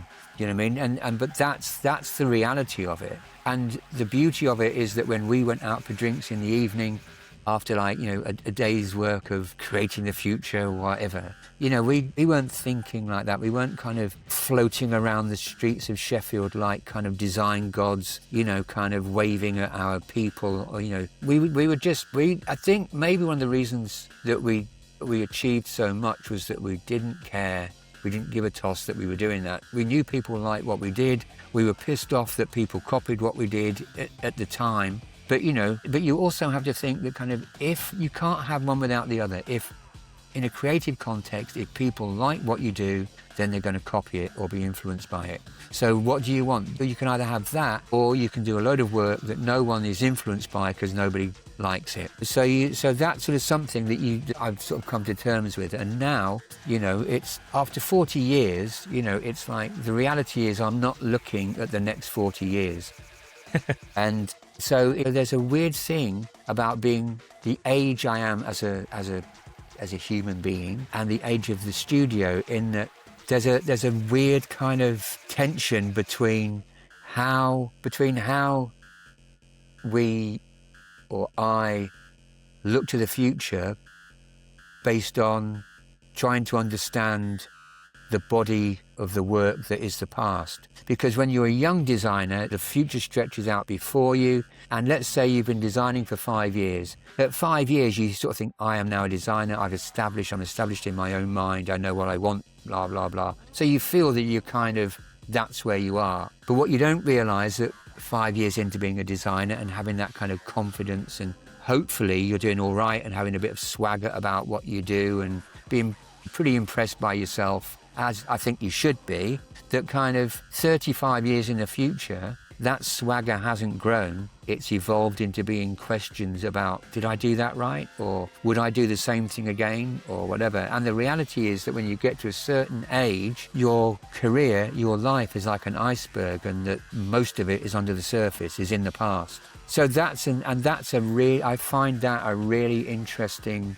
place to be in my mind, kind of creatively, and how that informs what I do, because I know that inherently I have a lot of experience, and I don't have to go away and research every project, because I can trust my experience, because I've got more experience than most. That's one of the few advantages of getting older. Yeah. One of the reality is that obviously young people look at an older person and just sort of think, yeah, you don't know what you're talking about, you're old. And then when you get to be older, you look and get the young people and go like, yeah, well, you just wait. And you know, like kind of, so, but it's not one or the other, it's just the dynamic that's interesting. So to answer your question is, when I see people being influenced, I love it. I absolutely love the fact that we've done that, because if every client who was inspired enough by Designers Republic's work, who attributed it directly to us or to me, came to Designers Republic to kind of get a slice of that creativity, you wouldn't be able to do it, one, and two, your ideas would be spread too thin unless you just replicated it and basically kind of had it so that it was, you know, off-the-shelf design, kind of, you know, what does your company name begin with? B. Okay, and then you go to a box that sort of is everything you've ever done that starts with a B. Then I choose. There's 20 different things. Which one do you want? You know, and again, I'm sure it'd be possible to build some kind of business model around that approach that would be really profitable, but it wouldn't be profitable for my creativity and my personality. Yeah. You had said something fascinating about younger on in designers' careers, where they have their whole sort of future unfolding underneath their feet, and they have a lot to look forward to. But there is almost like an anthropological approach where the younger generation now, whether it's this idea of Y2K futurism or vector hearts, you know, insert any adjective to be attached to your work, but they have this tendency to try and look to the past and compartmentalize things into little boxes. And, you know, I've been guilty of that as well. I think there's a certain degree that people, you know, like to have discussions about that. But I think what you're pointing at is it doesn't serve anyone at this point in time to think about visual design in such neat little boxes. I think that's just a symptom of everything else, in that I read somewhere that we experience more in a few hours, or let's just say a day. We experience more in a day than someone like Leonardo da Vinci experienced in his whole life. We have more sensory and data input into our, you know. I believe that. You know, and of course, the vast majority of that input is useless to us, but we can't control it. So if you're watching the TV, there's like kind of, if you're watching the TV, let's say you're watching something on a drama on Netflix. So you've got the narrative, you've got the story, you've got the kind of the characters developing, what the characters are wearing, what the set designers put in the background. What does that mean? Does it mean anything? Should I interpret that, or should I ignore it? And there's just even like, so in 5 minutes of watching something on Netflix, your brain's having to work harder than Leonardo da Vinci's had to, in terms of input, not in terms of output necessarily, but in terms of input. And that kind of, if you think about that, would Leonardo da Vinci be as swamped and drowning in stuff? Dread. But, you know, but kind of our brain has to process all these things.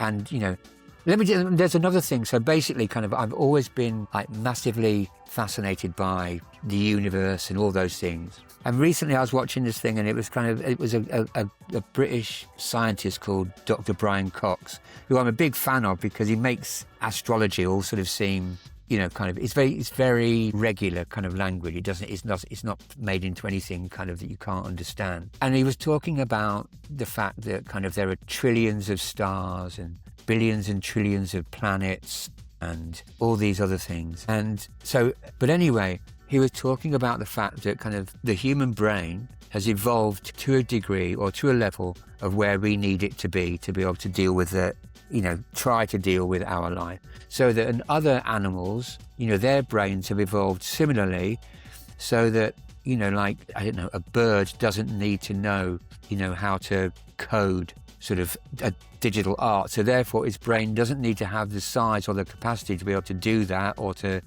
interact or whatever. And it doesn't have the capacity to appreciate how great Designers Republic's artwork is and all that sort of thing. So it's a small thing. Human brain is big because we had to work out how to get food and how to make tools and all those things. So Dr. Brian Cox was saying, so we understand what we need to, and that is, kind of standing pulled by gravity onto a small kind of planet that's going around one of these trillions of stars and whatever.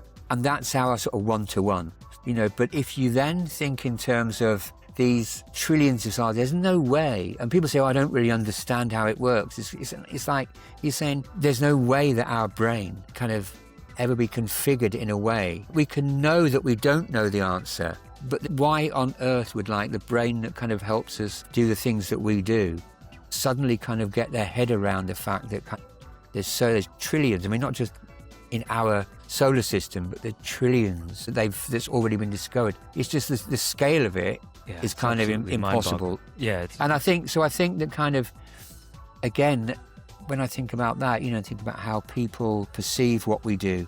I'm going down from trillions of planets down to me again. But how people react to things and that.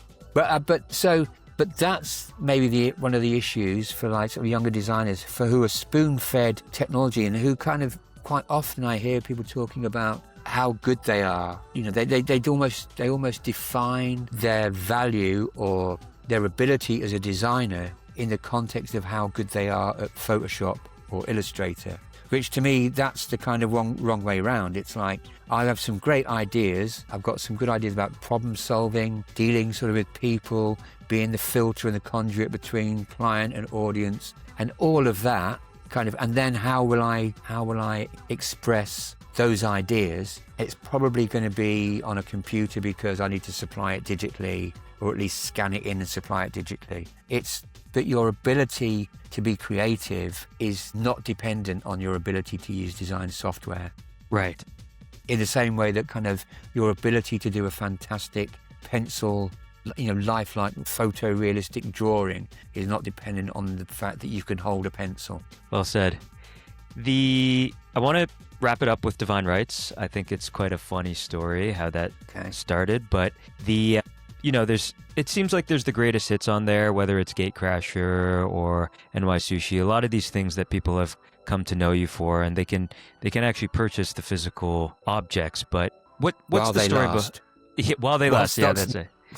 Exactly. But what's the story behind Divine Rights? How did that get started? Because I know it, but I find it quite cool. Okay, so Elliot, who you've spoken to, yes, I have. So he and another neighbour were talking about like sort of not huge business ideas, but just things they could do that would be interesting. And they were just your neighbours. They're not necessarily in the design space, correct? No, they're totally, neighbours and terminally neighbours or whatever. But anyway, they were talking about something they could do, and they were talking. NFTs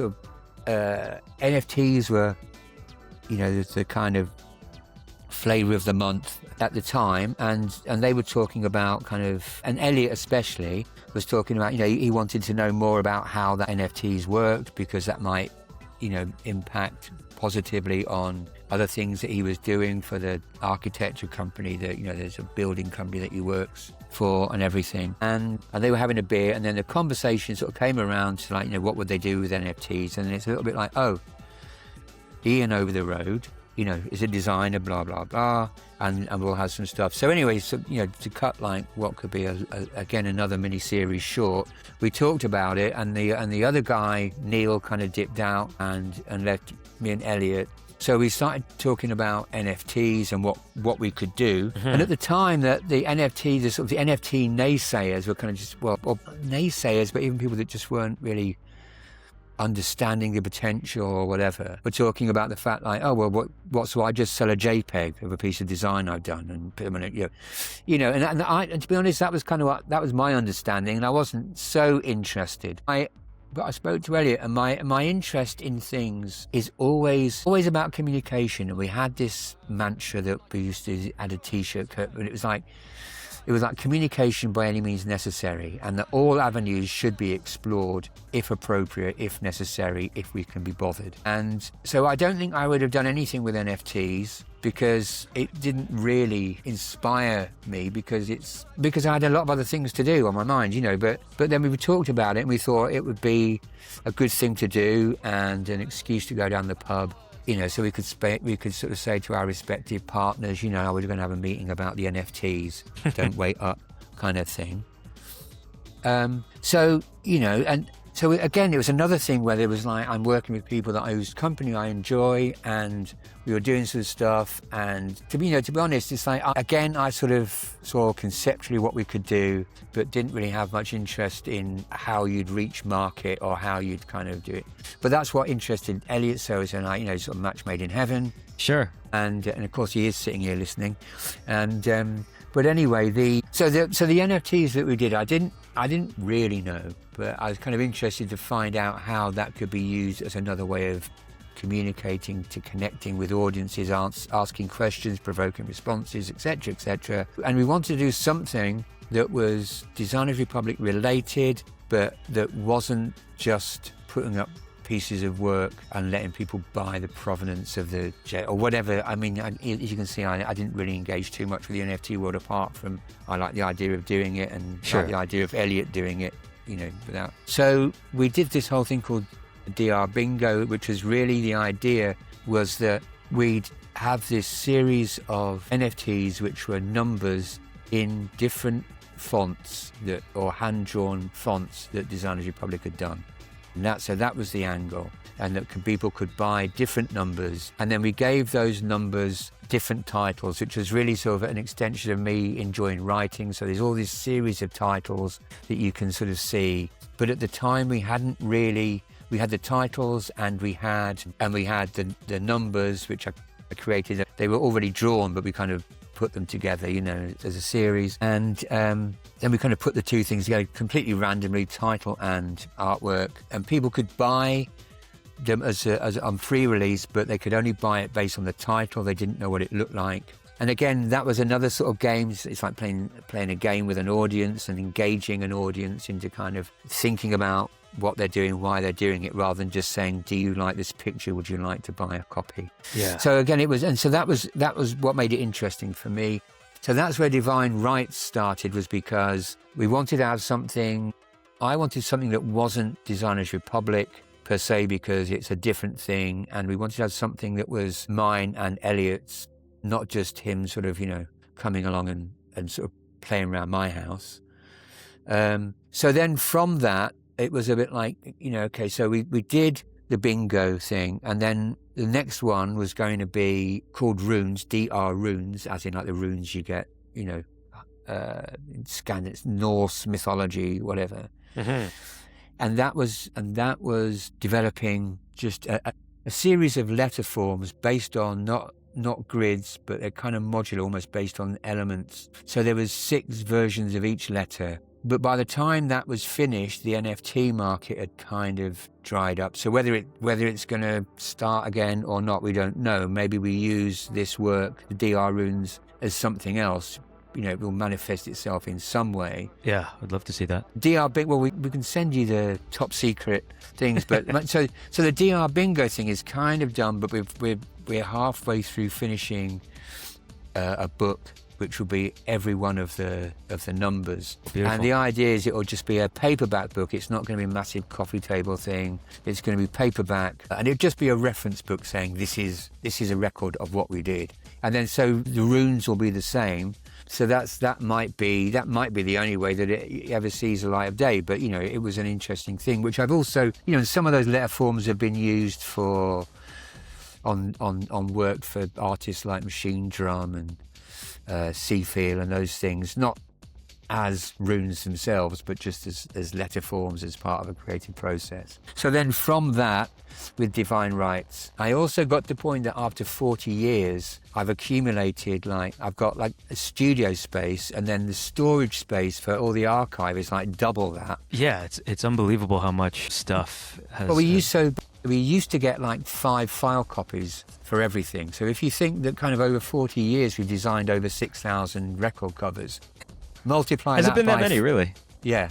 Wow. And so, we worked quickly. There was a lot of us when we were hungry and we had lowered boredom thresholds. So we worked quickly and obsessively and got a lot of work done, which meant we could do a lot of work, even though there was only 4 or 5 core designers. But anyway, and it's also easier when you think you don't have to go away and do a whole photo shoot every time. Literally kind of you could get to the point where, I mean, when I say 5 or 6,000, it's don't forget there's also a number of Warp generic releases or whatever, so it's not every one. But I mean, anyway, that's the point is there's this massive archive, and it becomes like a weight round your neck, really, after a while, because you realise that, so on 40 years, what are you going to do with it? Because you've not done anything with it for the previous 40 years, and keeping it for that huge retrospective exhibition that somebody might want to put on this everything of Designers Republic. That's never going to happen because nobody wants to see all of it all at once. Right. So it got to the point where, and also I think as you get older, I mean, now I'm not really interested in my archive. I'm interested in the next job and the next job, and meeting new people, working with new clients, doing new projects. And whether that new project might be working with an existing client, or it might be looking at different ways of, I'm trying not to say monetize, but different ways of making available old work that people show interest in terms of new prints. And so just doing things that I've always done that keep me happy, that keep me occupied, so I don't watch daytime TV every day, that I'm still doing something that kind of, I Still feel... engaging the brain.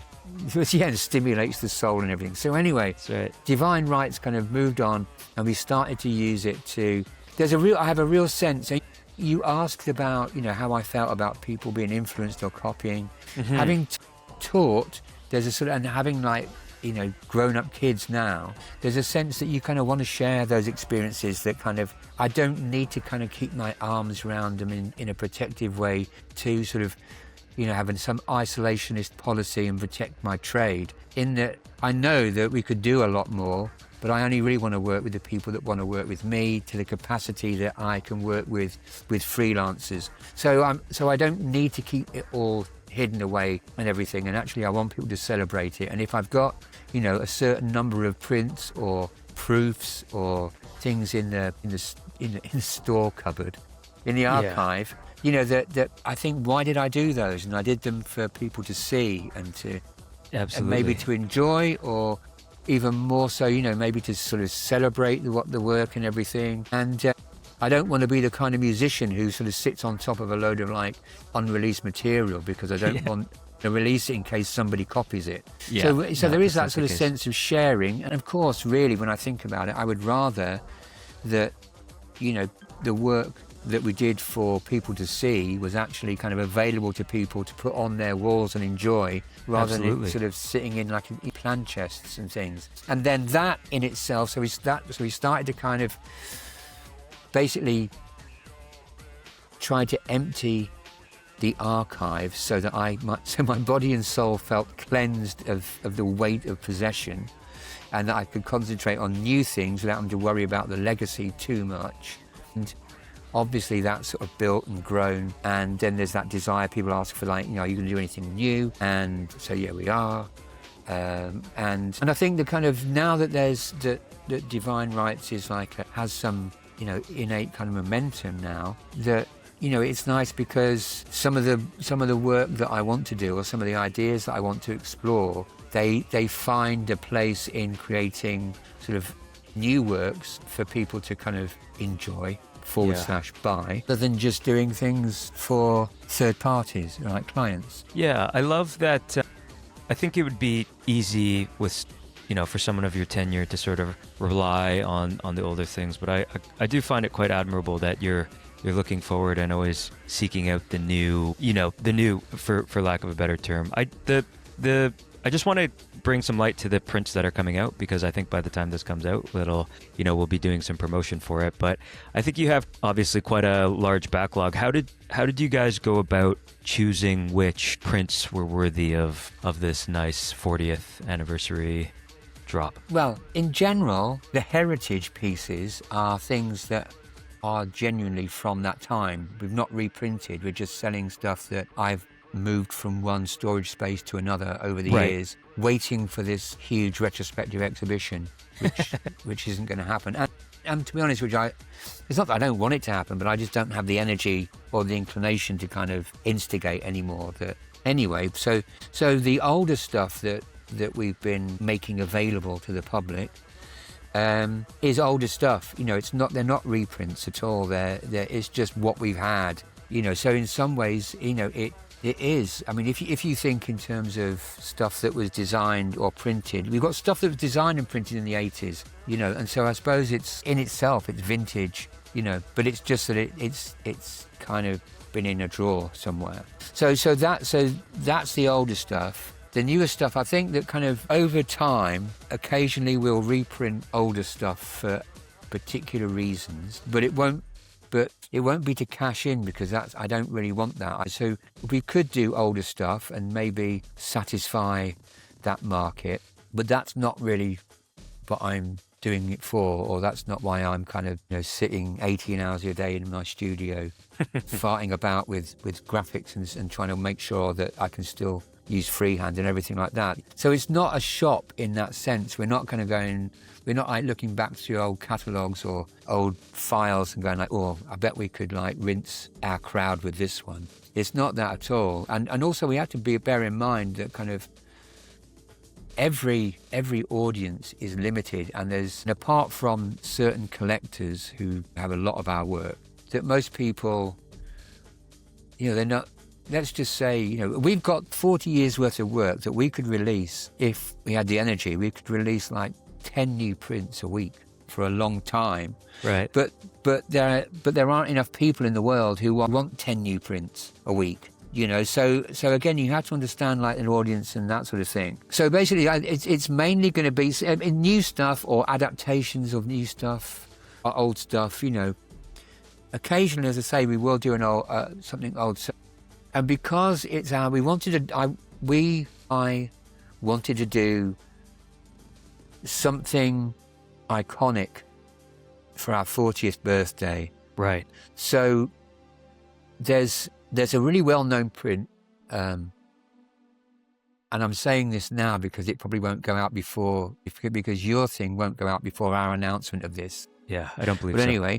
But anyway, so there's a thing that there's a piece of work that we did called Work by Consume Die. Yes.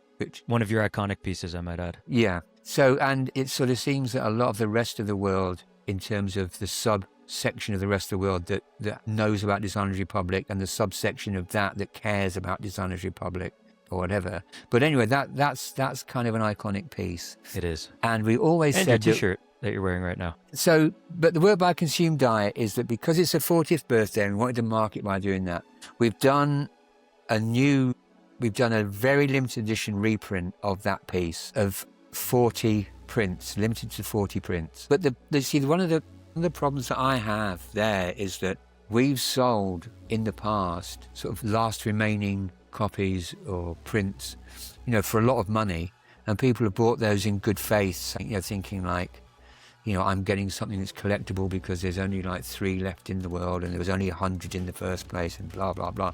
So what we didn't want to do was do something which devalued that. It looks the same, but it's printed with a different red and the details around are different. So come the day when when kind of art experts kind of examine our work and that, you'll see if you've got one of the originals versus if you've got one of the new ones. So if you know, in terms of the design, you know, the new one, it's just like, because there's so many people, I mean, literally, you know, especially since this sort of divine rights, but, you know, over the years, you know, we could have printed thousands and thousands of that piece, and, you know, and people still want it, partly because it's iconic, partly because of the reason it's iconic or what have you. So, you know, we're still not saying everybody can have it.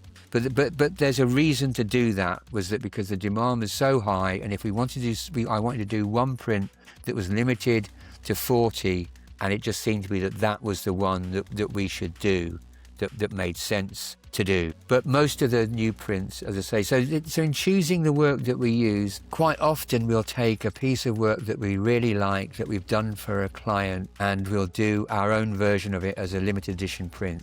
So sometimes we did those with Auteca, and the reason we did it with Auteca is because my relationship with Rob and Sean is such that they encourage me to push their visual communication further, and so there's a really nice relationship and synergy there. And most of what I do for Auteca is really about them, but it's also about me, because we have similar inspirations and backgrounds. So there's not odds. It's, you know. So sometimes, like, we would do a limited edition print, you know, and the money that we kind of earned from that would pay. So if there was a project, so sometimes if there's projects with bands who are kind of in, you know, sort of have smaller budgets, but we want to put a lot of time and effort into it, it makes it easier if we adapt that work with their permission into something that's a Designers Republic version of what we've done for them, in that it's our creativity anyway, and we sell those prints, and then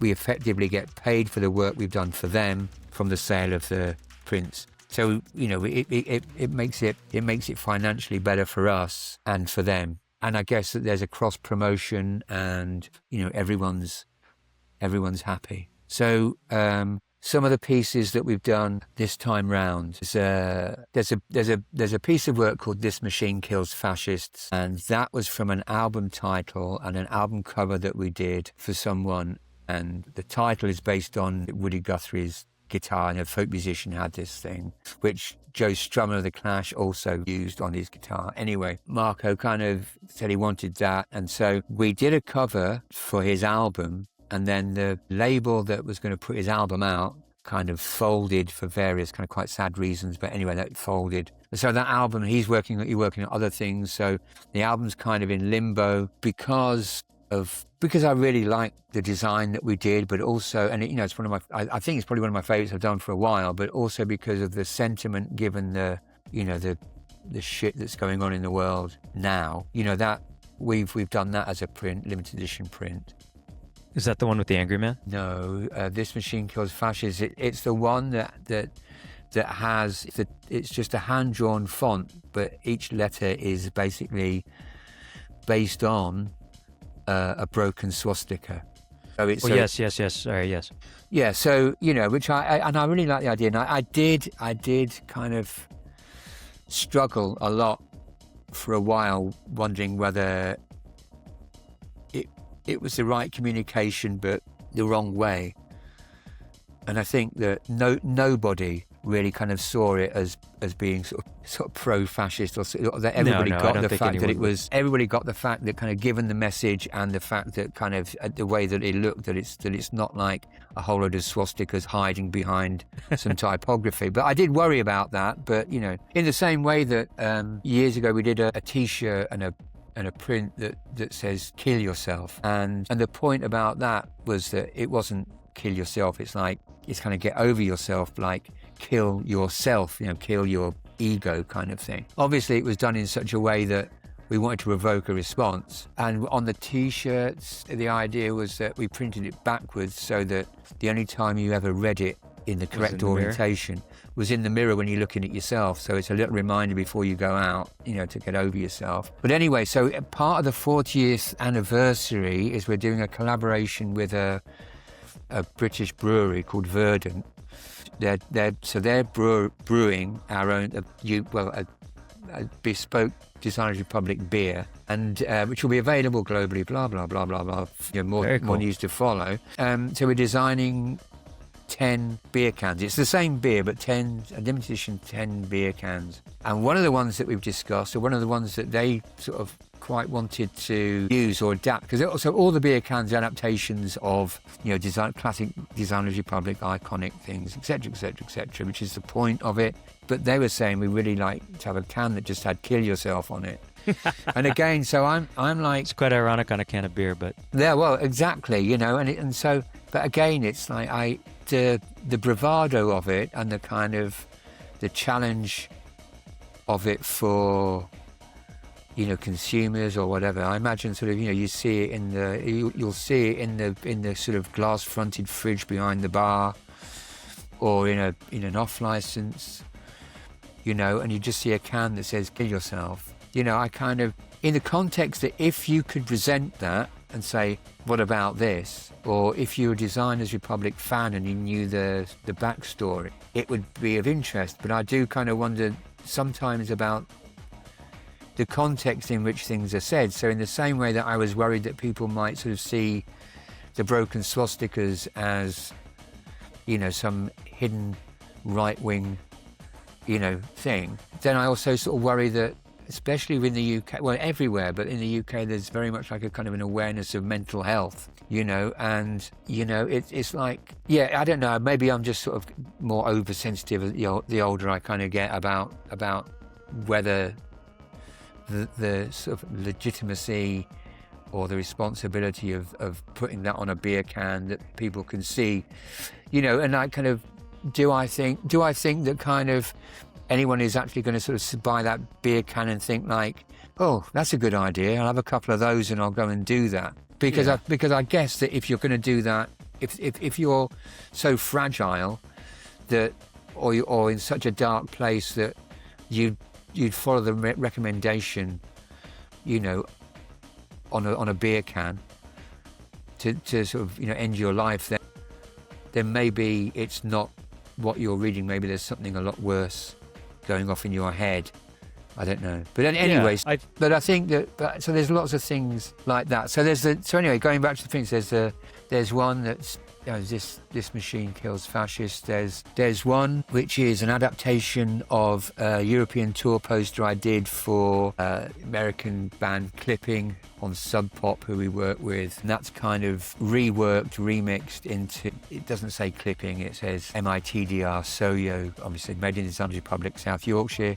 And that's like the first in a series of things that, because our sort of, a lot of the stuff that's going to be Designers Republic orientated or self-communication promotion over the next sort of year or so, until I get bored, is all based around To Hell with Purity. So that's kind of the first iteration of that. And then the last one that we're doing is this. It's the ape. It's the ape.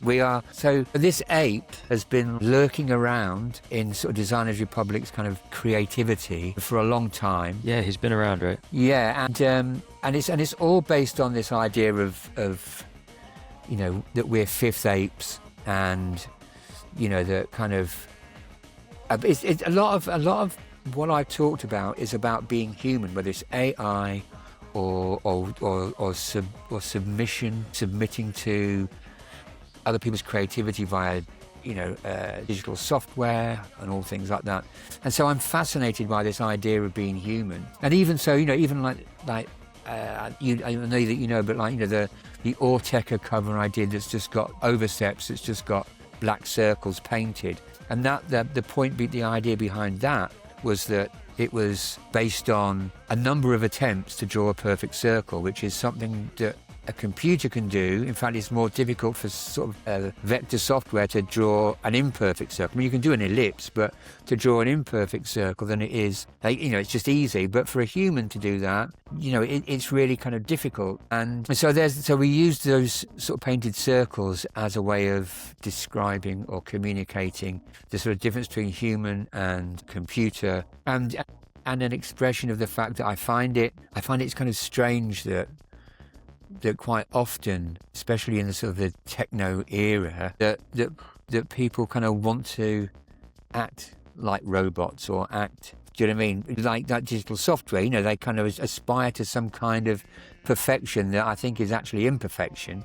Yeah. Anyway, so that when you sort of look at that's the oversteps thing, and so the fifth ape is really sort of talking about being, you know, sort of what it is to be human. And we used this on the cover of the TDR book, which was... It was also unit editions, right? Yeah, so basically kind of what unit editions wanted to do was to have something that people, investors in the Kickstarter, would get extra to those people that you might buy, you know, just in a shop or online after publication. And we talked about what it could be.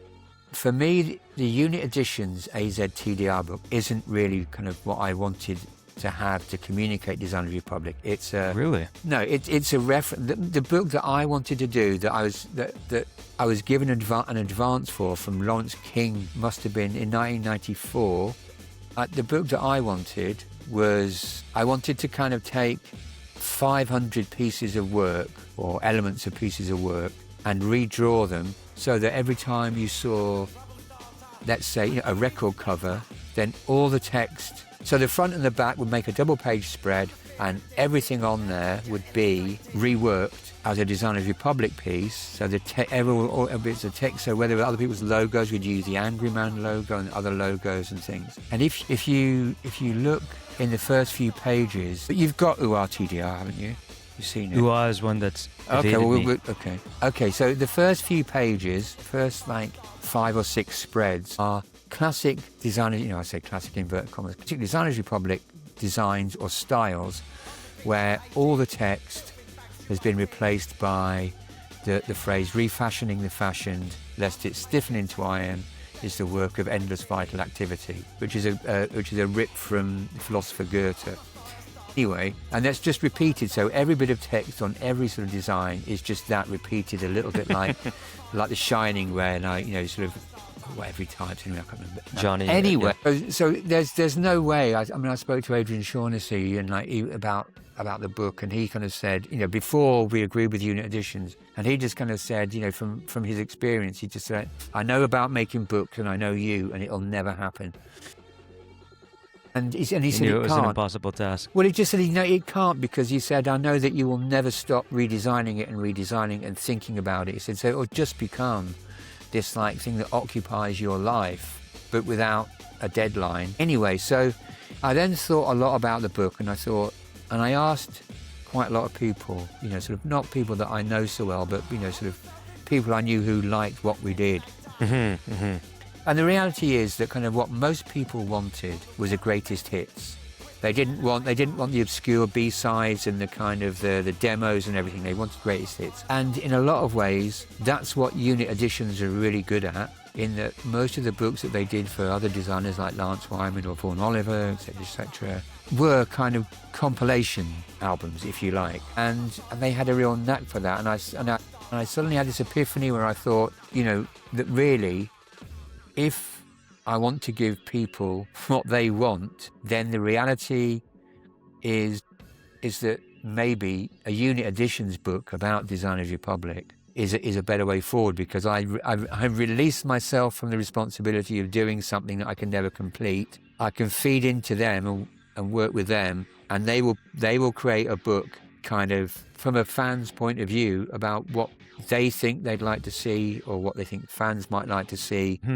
Well, they're fans, I believe. Yeah, I think, you know, I don't think they've got their own lives. You know, I think that they are sort of fans in that respect. In a way that I'm a fan of, you know, what Tony does as Spin. You know, it's like it's mutual respect, I think, for fandom. Sure. But anyway, so I'm not disappointed with AZ TDR. I think it's exactly what people want. It's not really what I want, but what I want doesn't and can't exist. So I'm not disappointed, or I don't feel cheated in it. Got it. Good to know. Fantastic. Well, Ian, I think this was a super comprehensive conversation. I can't believe we... Same time tomorrow. Yeah, exactly. Same time next week. Yeah, I just want to thank you so much. I think this has been a fantastic opportunity for me, and, you know, for everyone who's going to be viewing. You've been a design hero for many, so I just wanted to thank you so much.